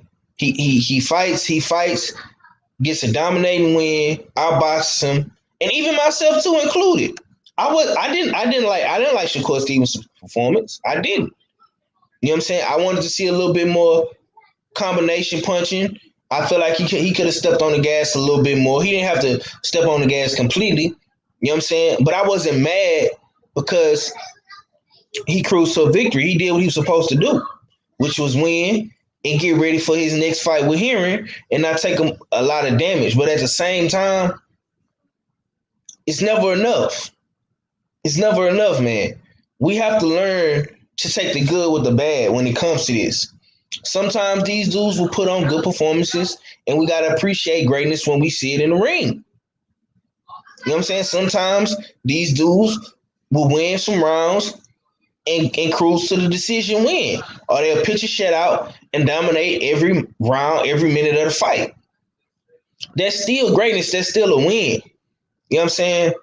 Now, I'm not mad at Shakur for posting this on his Twitter and coming out and apologizing because that's PC. You know what I'm saying? That's what he's supposed to do. He's supposed to be politically correct. He's supposed to appease his fans. We're the ones watching his fights. We're the ones posting him on our social media. We the ones that's buying the Shakur Stevenson shirts and making these videos and these live streams. So yeah, he did the right thing like Spike Lee. But you don't have to apologize for getting a win, man. At the same token, you still don't have to apologize for getting a win. You know what I'm saying? You did what you had to do. Point blank, period. Motherfuckers ain't gonna never be satisfied. You know what I'm saying? That's what I've come to the conclusion. Motherfuckers ain't gonna be satisfied.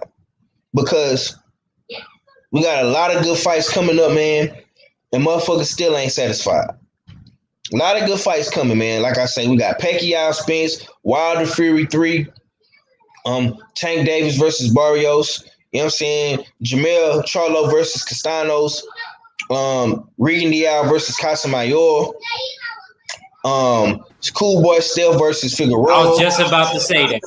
You know what I'm saying? We got a lot. We got a lot of good fights. Might not be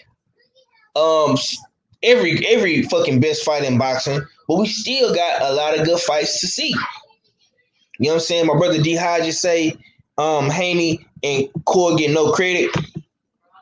The point in boxing is to hit and not get hit. He also say Bud versus Khan. He gets KO. Bud made him quit. Shaking my head. Sorry, fans. Yeah, man.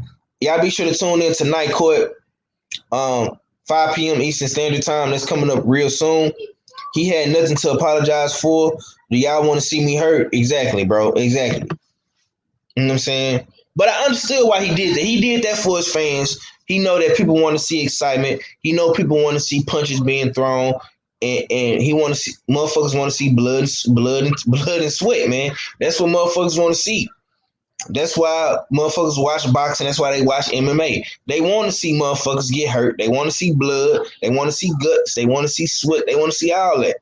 You know what I'm saying? So I understood why he did it, but you don't have to apologize for being a master boxer, man. Cause Lomachenko ain't apologized. Motherfucking Floyd ain't apologized. You know what I'm saying? Ali ain't apologized when he outboxed motherfuckers. You know what I'm saying? He got right in that microphone and talked his shit. You know At what the I'm same saying? time, 503, I don't think we should apologize for being human. You know what I mean? Right. And human, we gravitate to wanting to see drama, whether it's Facts. out in the street, you know what I mean, in the stands or in the ring. And that's one thing that fight lacked was the drama. Facts. You're absolutely right. You're absolutely right, man. I got no quarrel with what you're saying, big bro. But next week, man, you know what I'm saying? I'm gonna get off Shakur Stevnson, man. He on to bigger and better things, man. I'm not gonna talk about him no more until we get a signed, sealed, and delivered date for the fight fans in the community with him and Hearing, and we'll continue the Shakur Stevenson and Hearing situation. But we all know that this fight is coming down the pipeline real soon, and I think that they should fight probably in the fourth quarter, may possibly December, November. You know what I'm saying? October, and you know what I'm saying. We should have some good debates and talks about that moving forward. But I want to get into next week, man. I want to get into next week. We got Charlo Montiel, Teofimo Lopez, Cambosos, Jaime Munguia versus Zermeta, and Monster Nue. And I want to talk about Monster Nue while I got Akin Arthur on here. Because Monster Nue was on ESPN last night, and he said what I wanted him to say. He said he wants to unify the division, and he wants the winner of Casamayor Rigondeaux, and he wants to rematch with Donito Donaire for that WBC strap. So we got Monster Nue next week, man, against the Merez, whatever this guy name is, man. Act, man, I'm gonna come to you, champ. Wait, 503. What did you say? You said that he wanted. I know you say he wanted Donaire. What did you say before that? He want the win of Casamayor and Rigondeaux. Okay. You could let Steele. You should come to me last. Okay. Because I got a lot of shit talking to do. Okay. Let me see. Hold on. Here you go, right here. Let me see if I hold on. Let me see if I can play it.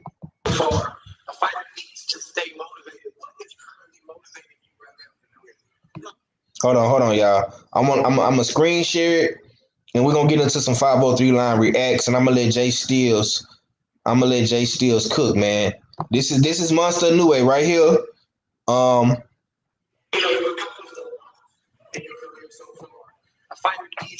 Hold on. Can y'all hear it? Nah, I can't hear it. Not very clear, no. Oh, fuck. Damn. Let me see. Hold up. Give me a few. Hey, can you bring me that speaker right quick? Yeah. Okay, hold up. Y'all hold it down for me right quick. Oh, fella, hold it down for me. Indeed. Make sure y'all smash the like button for the young lion, you know what I mean? Early morning hunt. You know what I mean? We just about to get into some rapid fire reactions to this Monster Nue situation. He coming out here saying that he want the winner out of Casemiro and Rigondeaux. Also, he's looking to fight the rematch, give the rematch to Nonito Donaire for that WBC strap. So essentially, he wants to unify You know what I mean? Which is all in well. All in well. It sounds good, but we got to see it. We got to see it happen. You know what I mean? I don't really, and what I mean by that is that I don't really believe him. You know what I mean? You need more people. He had all the time and all the chances to unify before.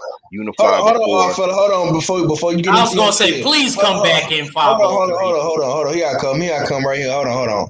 Here I come right here. Here you go, y'all. Accomplished a lot in your career so far. A fighter needs to stay motivated. What is currently motivating you right now in your career? だいぶボクシングのキャリアとしていろいろと成績を作ってきて出てるんですけど、今あなたのモチベーションっていうのは何でしょうか？モチベーション。今は、そのバンタム級での4団体統一、この試合に勝てば、土曜日を見に来るドネやカシメロとの戦いに備えてですね。For right now, my motivation is to unify all 4 titles. So we got Kashimero and we have Donaire, and that's who I want to fight, and that's my motivation for now. You know, you've accomplished a lot. Well, you heard the man. He want to unify the division, and that's his motivation for now. Casamayor, Donaire. Go ahead, all fella. I mean, he has a decent PR team prepping them and teaching them what to say. You know what I mean? But at the end of the day, I don't think that's going to happen. And if you look at the political situation in that division, he's on the other side of the other side of the street when all the other belts are on the PBC side. We know how Bob Arum stay with regards to making these big fights, especially when he's at the disadvantage, you know what I mean? And he's not holding all the belts. It's hard for these fights to be made. So is it realistic for the odd fella to think that, you know what I mean, Inouye's out here capping, you know what I mean? He's using this as motivation, you know what I mean, and as talk for the fans and for the public and whatnot. But realistically, he's just going after or fighting whoever they place in front of him, you know what I mean? And that's the top ranked diet of unknown Filipinos and whatnot that you're gonna get, and that's what we are getting. Some guy named Demarinis from the Philippines. Philippines has a great boxing culture and whatnot, but this guy to me is not world class that he's fighting. Once again, he had chances to fight other top tier champions and contenders in other weight classes, and he ducked those opponents. So we'll see. Time will answer, you know what I mean, these questions that I have about him. But as of now, once again, that Casemiro fight was supposed to be once scheduled. I think it was a World Boxing Super Series fight, and it was never rescheduled. You know what I mean? Now we have Casemiro manning up and fighting Rigondeaux, a guy that Inoue doesn't want no smoke with either. You know what I mean? I don't believe the talk, but if y'all want to eat it up, you know what I mean, go ahead. I hope it digests as well for y'all. You know what I mean? But that's my take. Yeah, the same way he was lying to me, telling me that Neary wasn't on dope. But go ahead. We'll go to the next person. I want to go last. I want to go last. You lying. I want to go last. Judge, you lying. You know I never said that. Last. You know I never said I need to go last. Go ahead. You can say what you want to say, Stills. Lying ass nigga. Like he was filled up full of drugs. You turning on me, Harlem. You wanted my mans to fight him. You turning on me, Harlem. We was clean as a whistle. No. He was taking smack like it was the 70s. All up his arms in Mexico. Stop playing with me, man. This nigga all of them at 118 that you try to throw at my mans, all of them was chumps. At least Inoue actually fought a dude that's still dangerous now. Yo, say something spicy about Donnie Nietes, nigga. Please. He had 118. I know Donnie Nietes, the Filipino. Old school dude. He is like the oldest young dude to me. I always call him the oldest young dude. I ain't gonna say nothing bad about Donnie Nietes. but ain't nobody ducking Donnie yet. I think Donito Donaire would be. Your Come boy, on. You know, come on, your bro. boy, Stop your boy, Listen, we gonna save act for last, bro. We gonna save act for last. Come on, man. Listen, All right, go ahead. I'm last. You know how I feel about this topic, bro. Yeah, that's why me and Steele's been doing this for years. I'm gonna let you go last, family. I'm gonna let you go last, man. Come, you know what I'm saying? Pipe down. Mahari, man, you got anything you want to say about this, man? Monster Inoue say he want to unify the division with Donaire and Casamayor. He fighting next week. So, we got to talk about it. You know what I'm saying? You got anything on there, bro? Not really. Other than the fact is that just wait. If you're going to unify the division, just got to go out and do it. I just want to, just got to see him go out there and do it. That's all. All right. So, I know a lot of people don't know about Monster Inoue at bantamweight. You know what I'm saying? He is, quote unquote, one of the pound for pound best fighters in the world right now. He get a lot of flack. But I like Monster Inoue. Any fighter that goes in the World Boxing Super Series tournament and fights the best competition in the tournament and wins, win or lose. But especially if you win, you get full credit from me. And Monster Inoue did that. I got nothing bad to say about him. He's saying all the right things, whether it's PR or not. But if you ask me, I think he wants to smoke. I think he wants to smoke. I think he wants Casamayor. I think that is personal. He said Casamayor's name for a reason. He know what Casamayor said about him. You know what I'm saying? He called him the fucking Japanese turtle. You know what I'm saying? That's gonna definitely be one of the highlights that I'm never gonna forget. You know what I'm saying? That's translation to American duck. Hey, stay ready, man. What's going on, man? Talk to me, bro, because he called your boy name out. You know what I'm saying? He called out Casamayor, man. He said he want that Casamayor smoke, man. Filipino versus Japanese. And he also say he want that Donaire rematch for the WBC strap, man. He want to unify the division, champ. Stay ready. You're on mute, family. If you got anything, man, what's your thoughts on that, bro? Can you hear me? Oh man, you R2D2 in your words, man. You on mute, champ. You gotta come back off mute. Can you hear me now? Yeah, that's a little bit more better. Go ahead. All right. Yeah. Hello? Yeah. There we go. My headphones. There you go. My bad. All right. I'm gonna say it like this. It's gonna be real short and sweet. Man, Casamayor in 5. I'm going back on mute.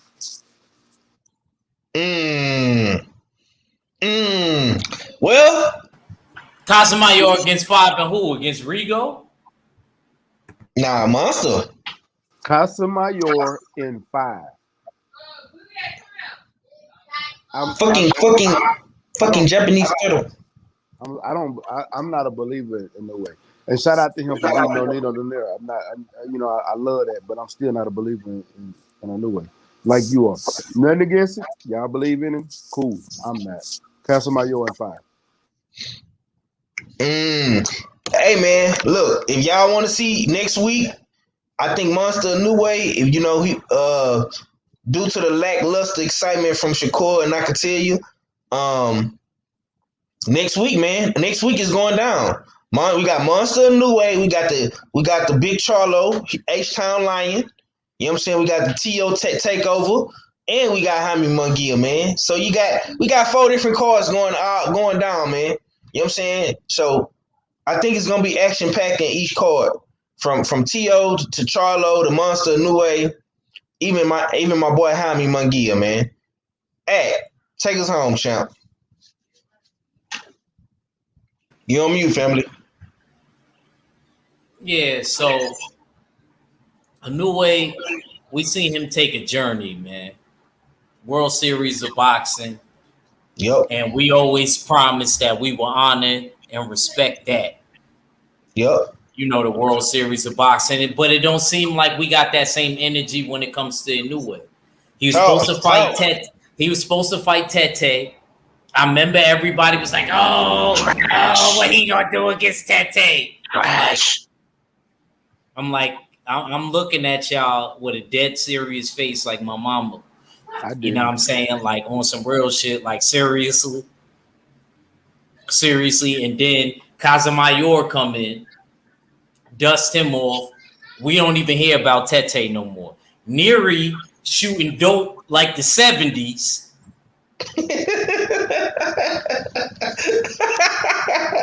Oh shit! Like he in the South Bronx, not even Harlem, not even on Lexington and 110th Street. You know what I'm saying? Like he was that you always hear Lucas. about Bobby Womack talk about. He was messing with that Blue Magic champ. Not even. He was in the Bronx. Because if he would have been on, he'd have been on 110th with it. You know what I'm saying? He'd have been on Lexington with it. But I'm saying he wasn't over there. He was in the South Bronx on some 70s shit. It was really bad. Like he was with like on some third world country shit. That's how bad it was. Burning. You know what I'm saying? So that's what Neary was doing. Then they brought up Josh Greer. No offense to the brother Josh Greer. Then he got bumped off and moved up. And now Inoue is letting his nuts drag, or he's standing his ground the Florida way, feet first. And y'all got the nerve. Y'all got the nerve and audacity to question this man. And he broke an eye socket fighting the bad. I don't give a damn. Donito Donaire will beat most of them dudes at 118. I'm not even picking against Donito Donaire if he ain't fighting in Inoue.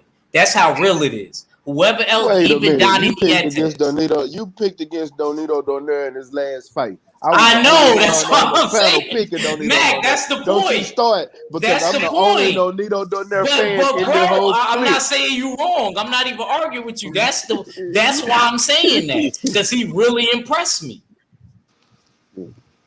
He really did. And he's really big. And I got to remember the fact that he got experience. One, he's not really an old. He had a couple of wars, but he ain't have enough wars to where you could say he's really 45, even though he's 38. Can't really say that. He looked it real good. He had his fucking wife in his corner. Beating niggas up. So, and against one of the elite dudes in that division, who I seen school, what's his name? Adrian Broner boy, Rasheed Warren. Yep. You know what I'm saying? So let me be all the way real about everything and acting like he didn't dust off Manny Rodriguez when Steels picked Manny Rodriguez in this World Series of boxing. That pick, I remember that. Steels don't even try to front, and y'all still ain't even give him credit for dusting him off and getting that IBF. He didn't even get credit for that. And Manny was fucking motherfuckers up right after he came from his fire accident. Everybody know Manny Rodriguez's story. He was the Puerto Rican that got caught on fire and all of that and came back crazy. Stop playing with me, boy. I know these light divisions, especially when it come to my men's. I'm not telling y'all nothing I don't know. I've been right about Inoue so far. It's been like, 2 years now? Yep. And y'all still questioning him? Hey, you been on the road, bro. You been on the road. And y'all still questioning him? Steels, don't even do it. You threw every weapon formed by man against him. And it did not prosper. Now I gotta go to my Christian. And he ducked every man. No, yeah, I bet. But he won the World Series of boxing. Who the usual suspects? Yeah, conveniently. When there was nobody there, he thought it was sweet. Because you thought Manny Rodriguez would beat him. And you thought Tete would beat him. And I'm calling you out on it. No, I didn't. I didn't say nothing about Tete. Fake like he got sick. You fake like he got sick. He didn't want to fight Inoue. Inoue was ready. He wasn't. Talk about the niggas that ducked him. Nah, the monster. Talk The about the monster niggas that duck him. opportunist. It go The both monster ways. is an It go both opportunist. ways. He Unless thought 118 was sweet, and then he moved on up there because it was getting too hot and heavy. The smoke was too thick. You know what I mean? Too thick where he was at. You know what I mean? Too thick at 115. Let's be real. But This nigga been fighting the let's keep Jason it real, Baloney bro. Maloney's of the world, the Jason Baloney Maloney's of the world. Now he's fighting the unknown Filipino, and you want to tell me sitting out here he's dragging his nuts, letting his nuts drag out here. You know what I mean? He want these real fights. No, nigga, he gonna fight who they put him. He gonna fight who they place in front of him. We criticize. Hold on, we criticize these dudes for milking the belts, all this good shit. Top Rank is keeping him active, putting him in there, making sure he stay busy. You know what I'm saying? We got Nonito Donaire, who just won his fight against Kubali. You know what I'm saying? He got the belt off. He got the belt from Kubali. You know what I'm saying? And now we got Monster Inoue coming up. And then after this, we got Casamayor versus Rigondeaux. This is a 50-50 division. We don't know who gonna be the last man standing in this motherfucker. 503, can I just ask you, man? I know I was on the rant and they wrapped me up like Ric Flair in 84 with NWA because I was cooking. I was cutting a good promo. It's all good. But I'm just saying, at the end of the day, if he beat Casamayor or he beat Donaire again, could he get some fucking credit though? Like on some real shit. I don't want to hear no more. I don't want to hear no more. Maybe the nigga can touch my. Maybe the nigga can touch my. See, Stills, I'm not feeling that. See, maybe I'm not feeling that. Look what he got to do for you. Look what he got to do for you, bro. Hey, real quick. I'm gonna be 100% honest. One of the reasons I'm biased against him the way is because he beat Nonito on there. So that's my reason for being and you know what, Mac? I'm not even mad at you for that. But I'm also a Casamayor fan. So you know, I'm a root for Casamayor. But if he do beat Casamayor, I'm gonna give him his props. But at the same time, y'all not gonna act like Casamayor ain't no rollover either. Nah, I'm not. Hey, hold on. Because if Casamayor go up in here and beat the Black Jackal and Rigondeaux and Mr. Cubano boxing, if he go in here and beat this dude and possibly hurt him and stop him and dominate him, Casamayor is the man. You know what I'm saying? Can I ask y'all who everybody got in that fight? Ooh. Right now. I want to know where your mind at. I'm gonna be 100% honest. I'm not picking that fight. I'm not. Oh, come back! You can't do that. Why can't I? Because that's an automatic loss. No. I'll take it. You know why I will? You know why I will? Because that's a fighter that I really like going up against a fighter that trains with one of my favorite coaches. And you know what, Mac? I'm not mad at you on that too because I like Casamayor though. Yeah. I even though Inoue is my man, and Rigo trains with Ronnie. I know. And it's the same reason why I'm not gonna really pick Barrios or Tank either. Oh, come on, Mac. Well, what you mean? Come on. Come on, Mac, man. You ain't. Come on, bro. Come on. You gotta pick at least. I can understand one. You can't give us 2, 3 that you ain't picking, bro. You gave me 2 I ain't picking. Hey, chat. We gonna need y'all for these picks, man. We gonna need y'all. Yeah, somebody gotta take Mac's slot. It's gonna get real. I'm telling y'all, it's getting real in the field, man. These fights, man, bantamweight, Tank Davis, 154 is getting real. It's getting real thick. You know what I'm saying? So could I ask you, even though you're not picking Mac, who would you favor? Could I get that from you? So I can give you a breakdown. Rigo is the pure all-around boxer. So if he goes in here and actually just straight boxes and keeps his distance and control the fight, he wins. But the problem is you got somebody like Casamayor who can box, but he's a brawler too, and he works on the inside. And if Rigo at his old age, if his reflexes are slipping in him, he's going to allow Casamayor to get inside, and he's going to get caught.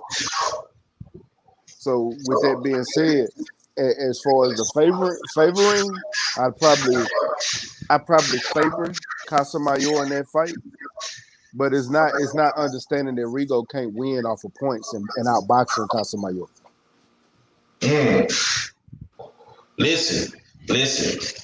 I'm gonna tell you right now, bro. I'm picking Casamayor in that fight. You know what I'm saying? I'm picking Casamayor in that fight. I got Casamayor winning. You know what I'm saying? And listen, when Monster Nue put this demo tape down next week on this dude, on this Filipino kid, I want all the smoke. I think Top Rank and PBC will work to get these fights done. This is for unification. It's big business when it comes to Monster Nue. They putting a lot of stock into this dude. So I think PBC and Top Rank and all these guys, I think they're gonna come together and make a big unification fight at 118, just like they doing for 122. And I can't wait, man. I can't wait. But we got to keep pushing. We got to keep pushing forward. We definitely gonna be talking more about Monster Nue. You know what I'm saying? As the days progress, man, because like I said, he fighting next week. We're going to be talking more about Monster Nue. We're going to talk more about Regan Diaz and Casamayor as they fight come up in August. You know what I'm saying? It's 2 months away. But we got to keep pushing. We got to keep pushing because we got Charlo versus Montiel. I told y'all I was going to talk about this. All Access had released episode 1 for Charlo Montiel. They also did Tank Davis Barrios, man. Good episodes. I want to get y'all thoughts on that, man. How do y'all feel about this Charlo Montiel fight? I watched the All Access twice. Great episode.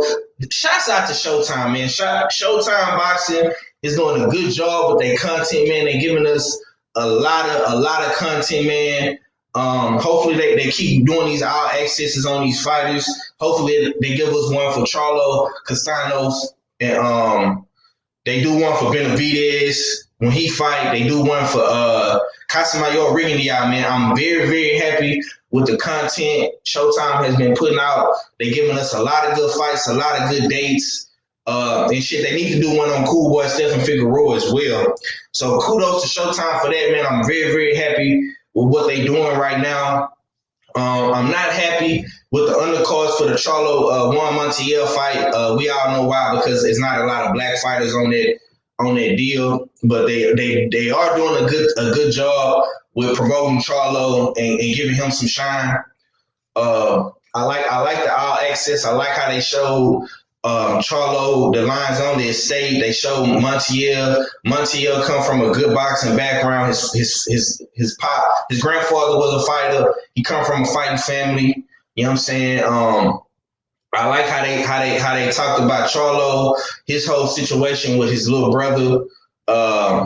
They beefing or whatever. They got a little situation going on, but I know they still got love for each other. It was a good episode, man. This will be a good action-packed fight. Like I say, this week, last night we didn't get a lot of action from Shakur Stevnson, man. But like I say, man, I think next week we'll make up for it with Charlo, with Monster Nue, with Teofimo, with Jaime Munguia. I mean, Jaime Munguia always in action-packed fights. He going against Hermeta. That's gonna be a good fight, man. But stay ready. I'm gonna come to you, bro. How did you feel about the Charlo Montiel All Access episode 1, man? And how do you feel about this fight, man? Juneteenth, right here in our city, Houston, Texas, at the Toyota Center downtown. How you feel about this fight, bro? I feel real good about it because I learned that Mike Angeletti is gonna be fighting on this card. I know a lot of people don't know who Mike Angeletti is, but y'all will soon, and I promise you, y'all will. That kid is something special, but he's fighting on the undercard. We've been in 503 interview Mike Angeletti right here on. No, 503. You didn't make that interview, did you? No, yes I did, nigga. Don't. I think I was on that one. I was on that one too.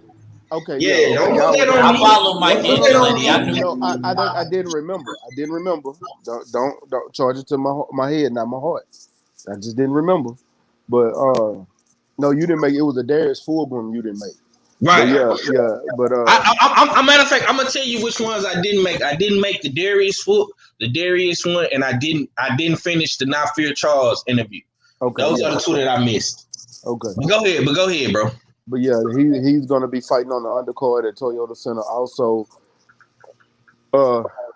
my boy Gary Anton Russell was supposed to fight, but something happened to his fighter, got injured or caught COVID. I don't know, one of them. Hopefully they find a replacement. I don't know yet, but they might, or they might have to pull that fight. We'll see. And but I'm interested. I don't know if I'm gonna make it or not. I'm gonna be honest with y'all. I was gonna go, but I had another death in the family. Happened Friday afternoon, so we'll see. I don't know. I might have to be in Dallas. I actually gonna have 2 funerals this week, one Friday and one Saturday. So we'll see how that goes. If I can get back in time enough, then I'll go. But I don't know yet. I really want to be at this fight though. So I'm gonna see what happens. You know what I'm saying? And there's still tickets available. It's gonna be a great fight. I'm looking forward to just seeing him back in the ring for the most part. It's been a year. So since the last time they fought was when him and Mel fought on the same undercard, and Mel got that devastating knockout with the body shot. So I'm real interested in just to seeing him back and being more active, and just for it to be right here in back in Houston is great because boxing is back in Texas and it was good. Like especially like last night, the energy that we had last night was amazing. That shit was fucking amazing. And to be back in that environment again, I would be so ecstatic, man. So I really hope that I'm able to make it. It's been a wild year for me already. I've lost 6 people, so I know it seemed like every other day I'm losing somebody, but it's a part of life, and I'm at that age where I guess motherfuckers older than me is shooting up out of here. So it is what it is. But I'm still gonna try to make that fight because I really want to be there. Yes, sir, man. Condolences to my bro, man. I hope you take care of your business and do what you got to do, man. Like I say, man, if Stay Ready don't make it, I'm still debating if I want to go to this fight, man. I don't know. I'm debating. I was thinking about it, you know what I'm saying? But now I'm seeing both Charlos is going to be in Texas. And it's very, very ironic because Charlo fighting in Houston, and it's just been announced that Mel versus Castano will be at AT&T in San Antonio where the Spurs play at. So, if y'all in the San Antonio area, if y'all in Texas and West Texas, we will have Charlo versus Castanos in San Antonio, and Charlo versus Montiel will be in Houston next week if y'all in the city. You know what I'm saying? But if not, you can still watch both those fights on Showtime and all that good shit, man. Arthur, I'm gonna come to you, bro. How do you feel about this this Charlo Montiel fight, man? What's your thoughts on the All Access episode 1? How do you feel about Showtime pumping out good content, giving us these All Accesses, man? Like I say, they got a bunch of good fights on the Showtime roster, and I'm hoping that Showtime keep producing with this good content, and of course, giving us these All Accesses, man, giving us a deeper, in-depth analyzation of these guys, and we learning about Charlo, his family, how they living. We seeing about the beef with his brother. We seeing Montiel and his background coming from a fighting family and stuff like that, man. How you feel about this fight, man? How you feel about this All Access episode 1? Indeed. I've always said I never liked this fight. I always felt that there was better opponents, more exciting opponents for more relevant opponents for Jamal Charlo be facing. But at the end of the day, I liken this fight to I see a repeat performance of like a Hugo Centennial. Spectacular knockout. To me, the Hugo Centennial and Juan Maciel or Montiel look kind of similar. So and they fight kind of similar. So I see a repeat type of performance from Jamal Charlo with a spectacular knockout, um, going to the body, then to the head. But I've been real critical of Jamal Charlo, of course, you know what I mean, over the last couple of months or so. You know what I mean? He looked great, you know what I mean, improved a lot of doubters wrong with his Darianchenko fight. But since then he's been doing kind of childish things outside the ring. You know what I mean? One thing I picked up on when we brought him the case, brought him to court, and tried to indict him. 503 did a good job of getting him off, but during the Houston ice storms or the winter storms of Texas, instead of helping his fellow citizens in Texas, he was out there um, vacationing, living the life, and pretty much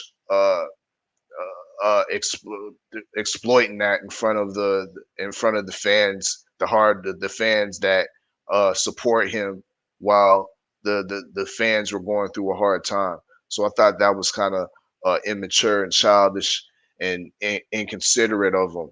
But one thing about this Showtime piece, it does well to show him in a different light. You know what I mean? And as I watched the piece, I started to remember why I kind of like Jamal Charlo more than his baby brother Jamel Charlo. You know what I mean? And uh, with all that being said, I do like his his demeanor with regards to his family. You know what I mean? He is a family man, and I like I like his role model aspect. You know what I mean? That's a underrated part of Jamal Charlo's personality or his whole demeanor is that he's a good family man. He's a uh, yeah, I mean, active father with his kids and a good father, a good husband to his wife. You know what I mean?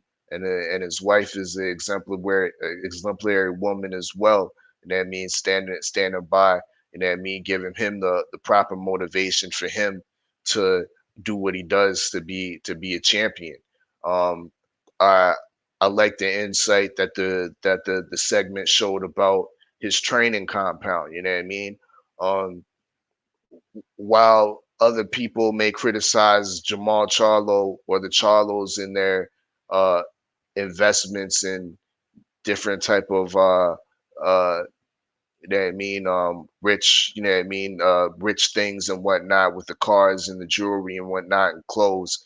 You know what I mean? I found it interesting that he uh, further chose to invest in himself by uh, building a great training compound. You know what I mean, for himself in his own house. You know what I mean, something where he can somewhere where he can excel in. You know what I mean, for his career.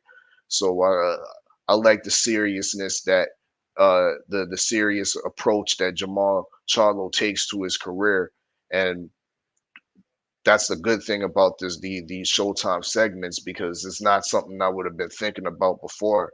But now that I see it, I'm kind of warming back up to Jamal Charlo a little bit more, and I'm more interested in watching this fight as in before. I was like, there's so much other shit to watch. You know what I mean? You got the Teofimo George Kambosos, and of course we was just talking about Monster Inoue. You know what I mean? And but another thing that I found interesting in that Showtime segment was that we forget that he reps for the people as well. Now he could rep a little bit more harder in regards to Juneteenth. You know what I mean? I didn't really accept his sentiment with regards to why he's fighting for Juneteenth, but he has shown an effort, you know what I mean, to fight for the people, you know what I mean, and represent, you know what I mean, African Americans on the whole. He sees the struggle. I saw the last in his last fight, the trunks that he was wearing and whatnot, and he definitely acknowledged and you know what I mean, commemorated some of the fallen so-called fallen soldiers that police brutality has eliminated.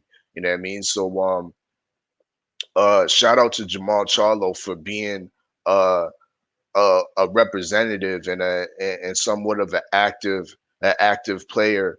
You know what I mean, trying to exploit the struggles and you know what I mean, representing the African community on the whole.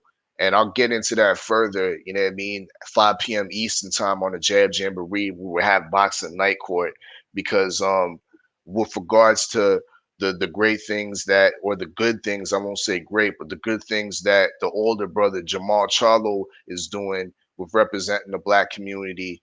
The baby brother Jamel Charlo is definitely absent-minded and absent from representing the black community on the whole. But I'll get into that further on the Jab Jamboree Boxing Night Court once again, 5 p.m. Eastern time. All right. Mahari, man, you got anything you want to say about this fight, man? I don't know if you got a chance to watch All Access, man, but what's your thoughts on Charlo versus Montiel next Saturday, man, for Juneteenth, bro? Yeah, I'm gonna say this real quick though, and then I'm gonna start watching the Nets and Bucks game in a little bit. But I really like the episode. I really like the All Access episodes. They're really well done. The storylines about these fights, you know what I mean, and it was really enjoyable. Wish well for Jamel Charlo. Hope he dominate though, man. But it is what it is. But I gotta get going though. I gotta start watching this game in the next about couple minutes though, man. But I'll catch y'all in the next one. Peace. All right. Yes, sir, man. Salute to my brother Big Money, man. Condolences to you and your fam too, bro. I seen y'all was mourning y'all dead partner as well, man. Condolences, man. I've been going through some shit too. Losing a couple of friends and shit like that, close family members. Yeah, man, we all going through it, man. But we push through, man. And that's why I'm glad we got this community, man. You know what I'm saying? We always lean on each other, you know what I'm saying? And, you know, this boxing shit, this boxing make us, kind of make us feel a little bit more better. You know what I'm saying? I know my brother Ag, he went through some shit last week with his family. And, you know, I went through some shit a couple of weeks ago, losing a close friend as well. You know what I'm saying? My homeboy passed away. His funeral was yesterday. Who I went to high school with. A lot of people who I grew up with and shit, you know what I'm saying? They passing away. You know what I'm saying? So yeah, man, my condolences to everybody, bro. Condolences to everybody, man. We all gotta go through it. You know what I'm saying? Death is inevitable. It will happen to everybody. You know what I'm saying? But you got to keep pushing, man, and you know, stay in good spirits. You know what I'm saying? Act though, what's your thoughts, man, on this Charlo Montiel fight, man? How do you feel about these All Accesses? Episode 1. I know this is gonna be the first time in history I didn't get to watch Malls or Tanks. What? I know. And y'all know I never miss a beat. It's the first time, like, you saying like what you was just talking about. My little cousin, getting boomed on, 18 years old. I was really dealing with that the whole last week. So I didn't really get to catch it or whatever, but I'm definitely gonna try to catch it if I can before we do boxing night court. After this, a little bit after this, we gonna come on. We gonna get y'all popcorn break, y'all soda. Y'all make sure y'all go to the stores and stuff like that. Watch a little bit of the Nets game, and y'all make sure y'all come to the Jab Jamboree and check us out. You know what I mean? Yeah, I didn't get to catch it, but hopefully I get to catch it, man. From what our fella's telling me, I need to watch it because he's saying that's basically rekindling his relationship with More Charlo, which kind of been rocky with a lot of his fans that really love Charlo, because we didn't really get the Benavidez fight. We haven't really been getting the fights that we want in general, but things been looking better, coming in the future of boxing, the matches that 503 was stating that we gonna possibly be getting and stuff like that. So I'm gonna definitely watch Tank's All Access and Charlo's All Access, and I appreciate him fighting on Juneteenth. That's definitely a step forward into the right place, and I hope that he does well. Even though I didn't get the fight that I didn't want to see, and he's gonna fight Montiel. What I mean? I hope that he does well. Just like I hope Mel does well, even though he did that whole thing that he did. I still want them brothers to do good. I still like them brothers. I don't necessarily agree with everything they say or the moves that they make, but I still like them and I'm still fans of them, and I hope that they do well. And I'm looking forward to seeing Jamal Charlo back. Mm. Yeah, man. Yeah. I'm gonna say this, man. I'm gonna say this, bro. I'm gonna say this. If you haven't checked out our Access episode one Montiel Charlo, man, be sure to check that out. I would recommend to watch that one first before you watch the Tank one, because, like I say, he fighting next week. So, this fight is coming Saturday. Tank. We got Tank in 2 more weeks. You know what I'm saying? So he fighting the week after Charlo Montiel. But both, like I say, both episodes was good. Don't get me wrong. I think the Charlo one was just a little bit more better because he went into depth about a lot of stuff. Montiel, I like Montiel's story as well, and a lot of people not giving Montiel no chance to win this fight. But like I say, he's a puncher. He definitely got a good punch in both hands. You know what I'm saying? He coming off probably one of his biggest wins in the Kirkland fight. Even though James Kirkland is past his prime, it still was a good demo for Juan Montiel. And like I say, man, in all these fights, man, when these dudes come in these big fights, man, you know what I'm saying, they got everything to win, and Charlo got everything to lose, literally. So I think this fight will be action packed from start to finish. This is a style dream for fight fans. You got Charlo, who's an action packed fighter who likes to press the action, come forward, throw his jab, throw his combinations in his right hand, and you got Juan Montiel trying to do the same thing. And both these dudes gonna go for the gusto in this fight. So if you didn't like Shakur Stevenson's and Nakatalia's performance and execution, you won't be disappointed with Charlo Juan Montiel. You know what I'm saying? You won't be disappointed with Monster Nue. I can guarantee you. And with the Cambosis and Teofimo Lopez, even though that's gonna be on Triller, that's gonna be $50, I think. You know what I'm saying? And of course, Jaime Munguia, Zermeta, that's gonna be a good one as well. I think all 4 fights will be action packed, especially the main events. I think they will live up to the hype. I think Tio will live up to the hype. We all know what Charlo gonna do. You know what I'm saying? He never disappoints. If you're looking for action, you know what I'm saying? Monster Nue, same thing. You know what I'm saying? If you want to see boxing and tacticianship and technical fighting, you know what I'm saying? Monster Nue is definitely one to watch.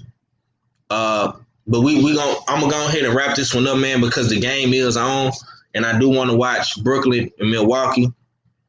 But I will be. I'm gonna be talking about these fights, man. I'm gonna be talking about all 4 of these fights, man. Moving forward, throughout the week, man, and leading up to Saturday.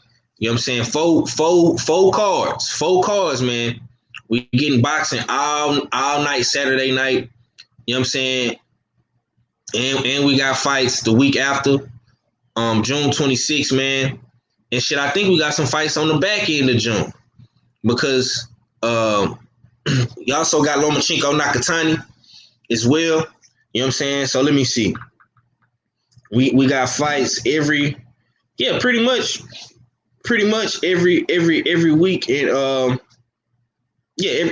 week in June.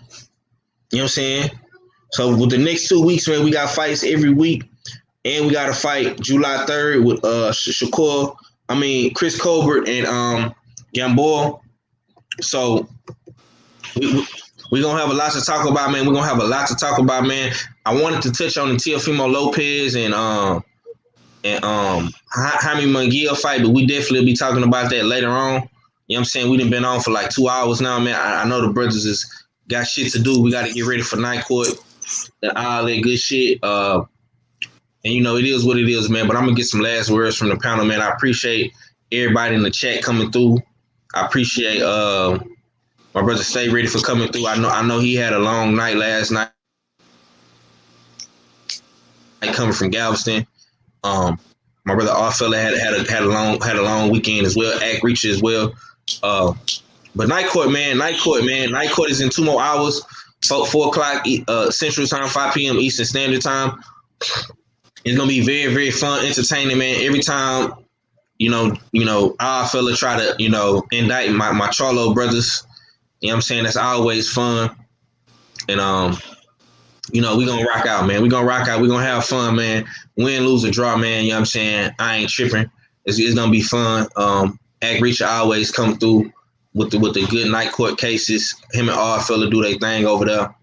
And it is what it is, man. But y'all be sure to tune in. I'm gonna try to get Troy Isley on. I'm gonna hit him up today and see if I could possibly get him on tonight. You know what I'm saying? Or possibly next weekend or something, because I know he's finna start training for the Olympics and stuff, man. And we're gonna keep working, man. Y'all be sure to tune in. Stay ready. Got some shit coming. Some more interviews coming. I actually got one coming Tuesday. It's gonna be a interview. I'm going up to Mean Gene Green's gym, boxing gym, and interviewing his fighter EJ that's coming up. So that's gonna be Tuesday.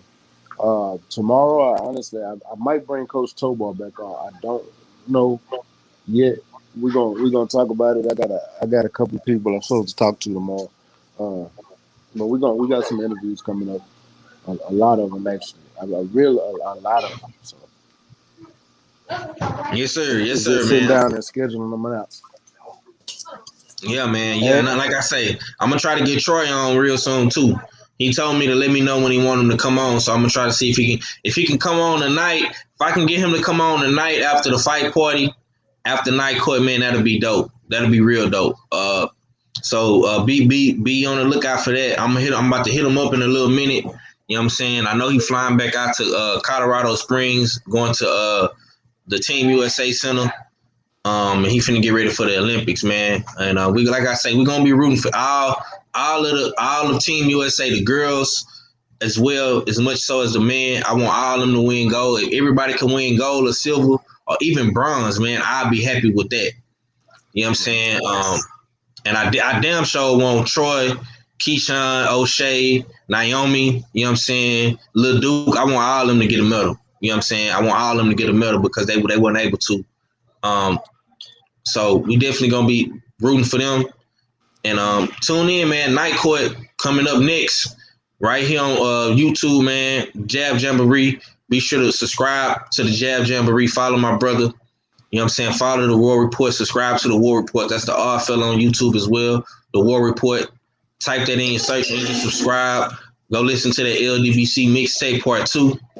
Of course, man, Stay Ready Boxing TV, always giving y'all good content, good interviews. If y'all haven't watched our latest interview with Steven So-Called Nelson from Omaha, Nebraska, Team Bud, Team Crawford, Team Bomac, Team Red, all them good brothers in Omaha, y'all go subscribe to that as well.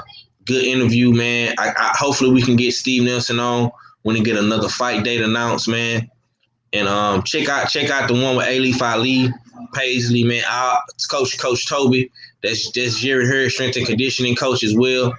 A lot of good interviews on Stay Ready Boxing TV, man. So y'all be sure to tap in with all of us, man. We all putting in work one way or another, man. The usual suspects is always working, man, every day. Whether it's me, it's our fella, Act, Stay Ready, Supreme Beast Boxing Talk, KG, all the brothers put work in, man. We staying consistent, and that's the main thing, man. But let me get some last words from the panel. Stay ready, man. Let me get your last, bro, and let the people know what you got going, man. Man, we're 4 episodes. 4 episodes away from episode 100. So I'm still to this trying to figure out what I'm gonna do for my 100th episode. But I really want the family to be there. So y'all please make sure y'all tap in on that 100th episode, man. It might be next week when we hit it, and I might do something special that day, or I might just regulate a date just to do that 100 episode and to tap in with the family. It might be an early day show. It might be a late night show. I don't know yet, but y'all need to tap in because we're 4 episodes away. So y'all stay tuned. I might bring on somebody special for that 100th episode, but either way, that 100th episode is gonna be a fire ass episode. And I do got interviews with local fighters coming up that I'm dropping. They from last night. And I'm planning on bringing Quentin back soon because he's fighting soon on Matchroom. So y'all stay tuned. We got a lot of great more fight news from local Houston fighters. So y'all just tap in. You know it's your boy Mac. Stay Ready Boxing TV. You ain't got to get ready for Stay Ready, man. Peace. Yes, sir. Man, Jab Jamboree. I see you in the building, Jamal Allen. Y'all fuck with my boy on Twitch too, man. He doing his thing over there on Twitch. My boy Jelly Bean got the Twitch popping Friday night fights. You know what I'm saying? He doing his thing over there, covering the fights and giving y'all good content on Twitch. The Twitch coming real soon, man. When we get these boxing games and shit on dropping, we gonna definitely start streaming on Twitch, man, with the boxing games. And hopefully we can get some tournaments or something cracking over here in the LDBC. Jab Jamboree, man. Get them people your last, man, and let them know what you got coming, bro. Yeah, man. Y'all check us out in a few hours. Boxing Night Court. The Jab Jamboree. Make sure y'all sub and like, man. Y'all sub to the rest of the brothers. Stay ready. 503 Lion, Mahari, and Jay Steele's the odd fella, the War Room. Man, this been a good build. You know what I mean? This was fun like always. And yeah, man, y'all make sure y'all follow me on Instagram and Twitter, Berserker_boy BOI. And yeah, man, salute to the mighty LDBC and the full Berserker clan and the usual suspects. It's your boy Ag Reacher. I never steer you wrong. Check us out on Night Court right after, and I'm out. Yes, sir, man. With that being said, all fella gone close us out, big bro. Indeed. We feasted this morning, you know what I mean? Early morning hunt, the usual suspect team. You know, big up the host with the most 503 line. You know what I mean? Always providing us with the ill hot boxing topics. You know, salute Stay Ready Boxing TV. Of course, condolences to my brother. You know what I mean? Condolences to Act Reacher 45 as well for your loss earlier on in the week or last week and whatnot. Make sure y'all catch us. You know what I mean, 5 p.m. Eastern time for the Jazz Jamboree. We possibly have 3 new cases. Definitely will be indicting Jamel Charlo, as I said earlier. And I mean, we also got Triller. We also got Triller on the on the docket. You know what I mean? So I believe I will be defending Triller in this episode coming up. So y'all be on the lookout for that. Y'all check me out at the R Fella, the War Report right here on YouTube. Just did the me and Act just did the Mark Nash listening session, classic album. Every day I try harder. Edith, 12 tracks. You know what I mean? Go check that out. You know what I mean? I time stamped it so y'all can run through the different tracks and run through our different reviews as well. You know what I mean? As well, we got the LDBC mixtape part 2. You know what I mean? Be on the lookout. We going on the digital road with it. We about to set something up with Junior the Truth. So we gonna have a little the official listening party with Junior the Truth on the Junior the Truth mobile app. So be on the lookout for that. That's gonna be booked in the next couple days or so. You know what I mean? And shout out to I Am Ill Will as well. We're gonna be looking out, going over his platform as well. You know what I mean? And he's gonna be doing his review.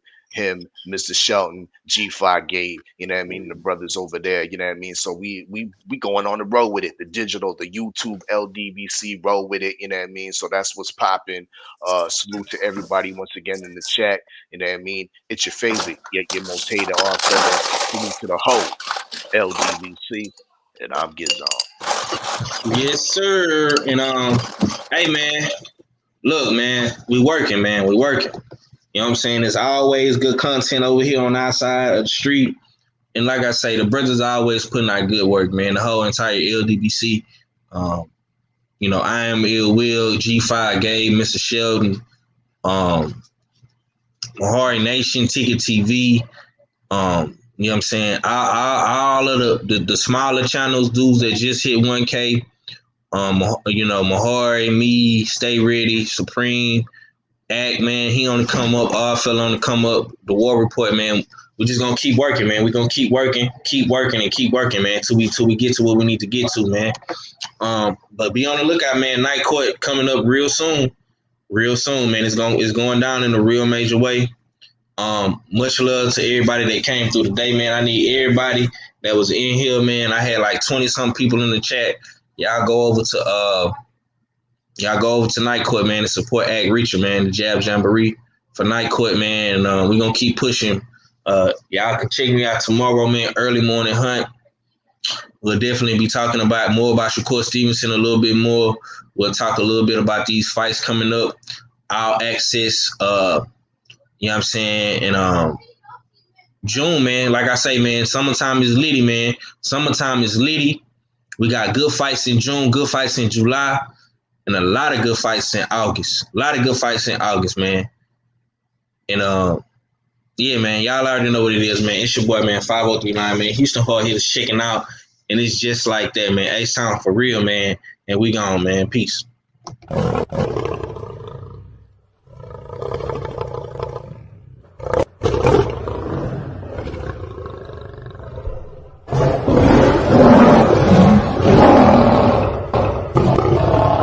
If the lion is the king of the jungle, how can he be the king of the jungle? If he's not the biggest, the elephant is probably one of the biggest. He can't be the fastest because that's a cheetah. He can't be the smartest. So he's not the biggest, the fastest, or the smartest. So how does the lion become the king of the jungle? His mentality. That's the only difference of a lion and an elephant. When a lion walks up and sees an elephant, he thinks lunch. An elephant thinks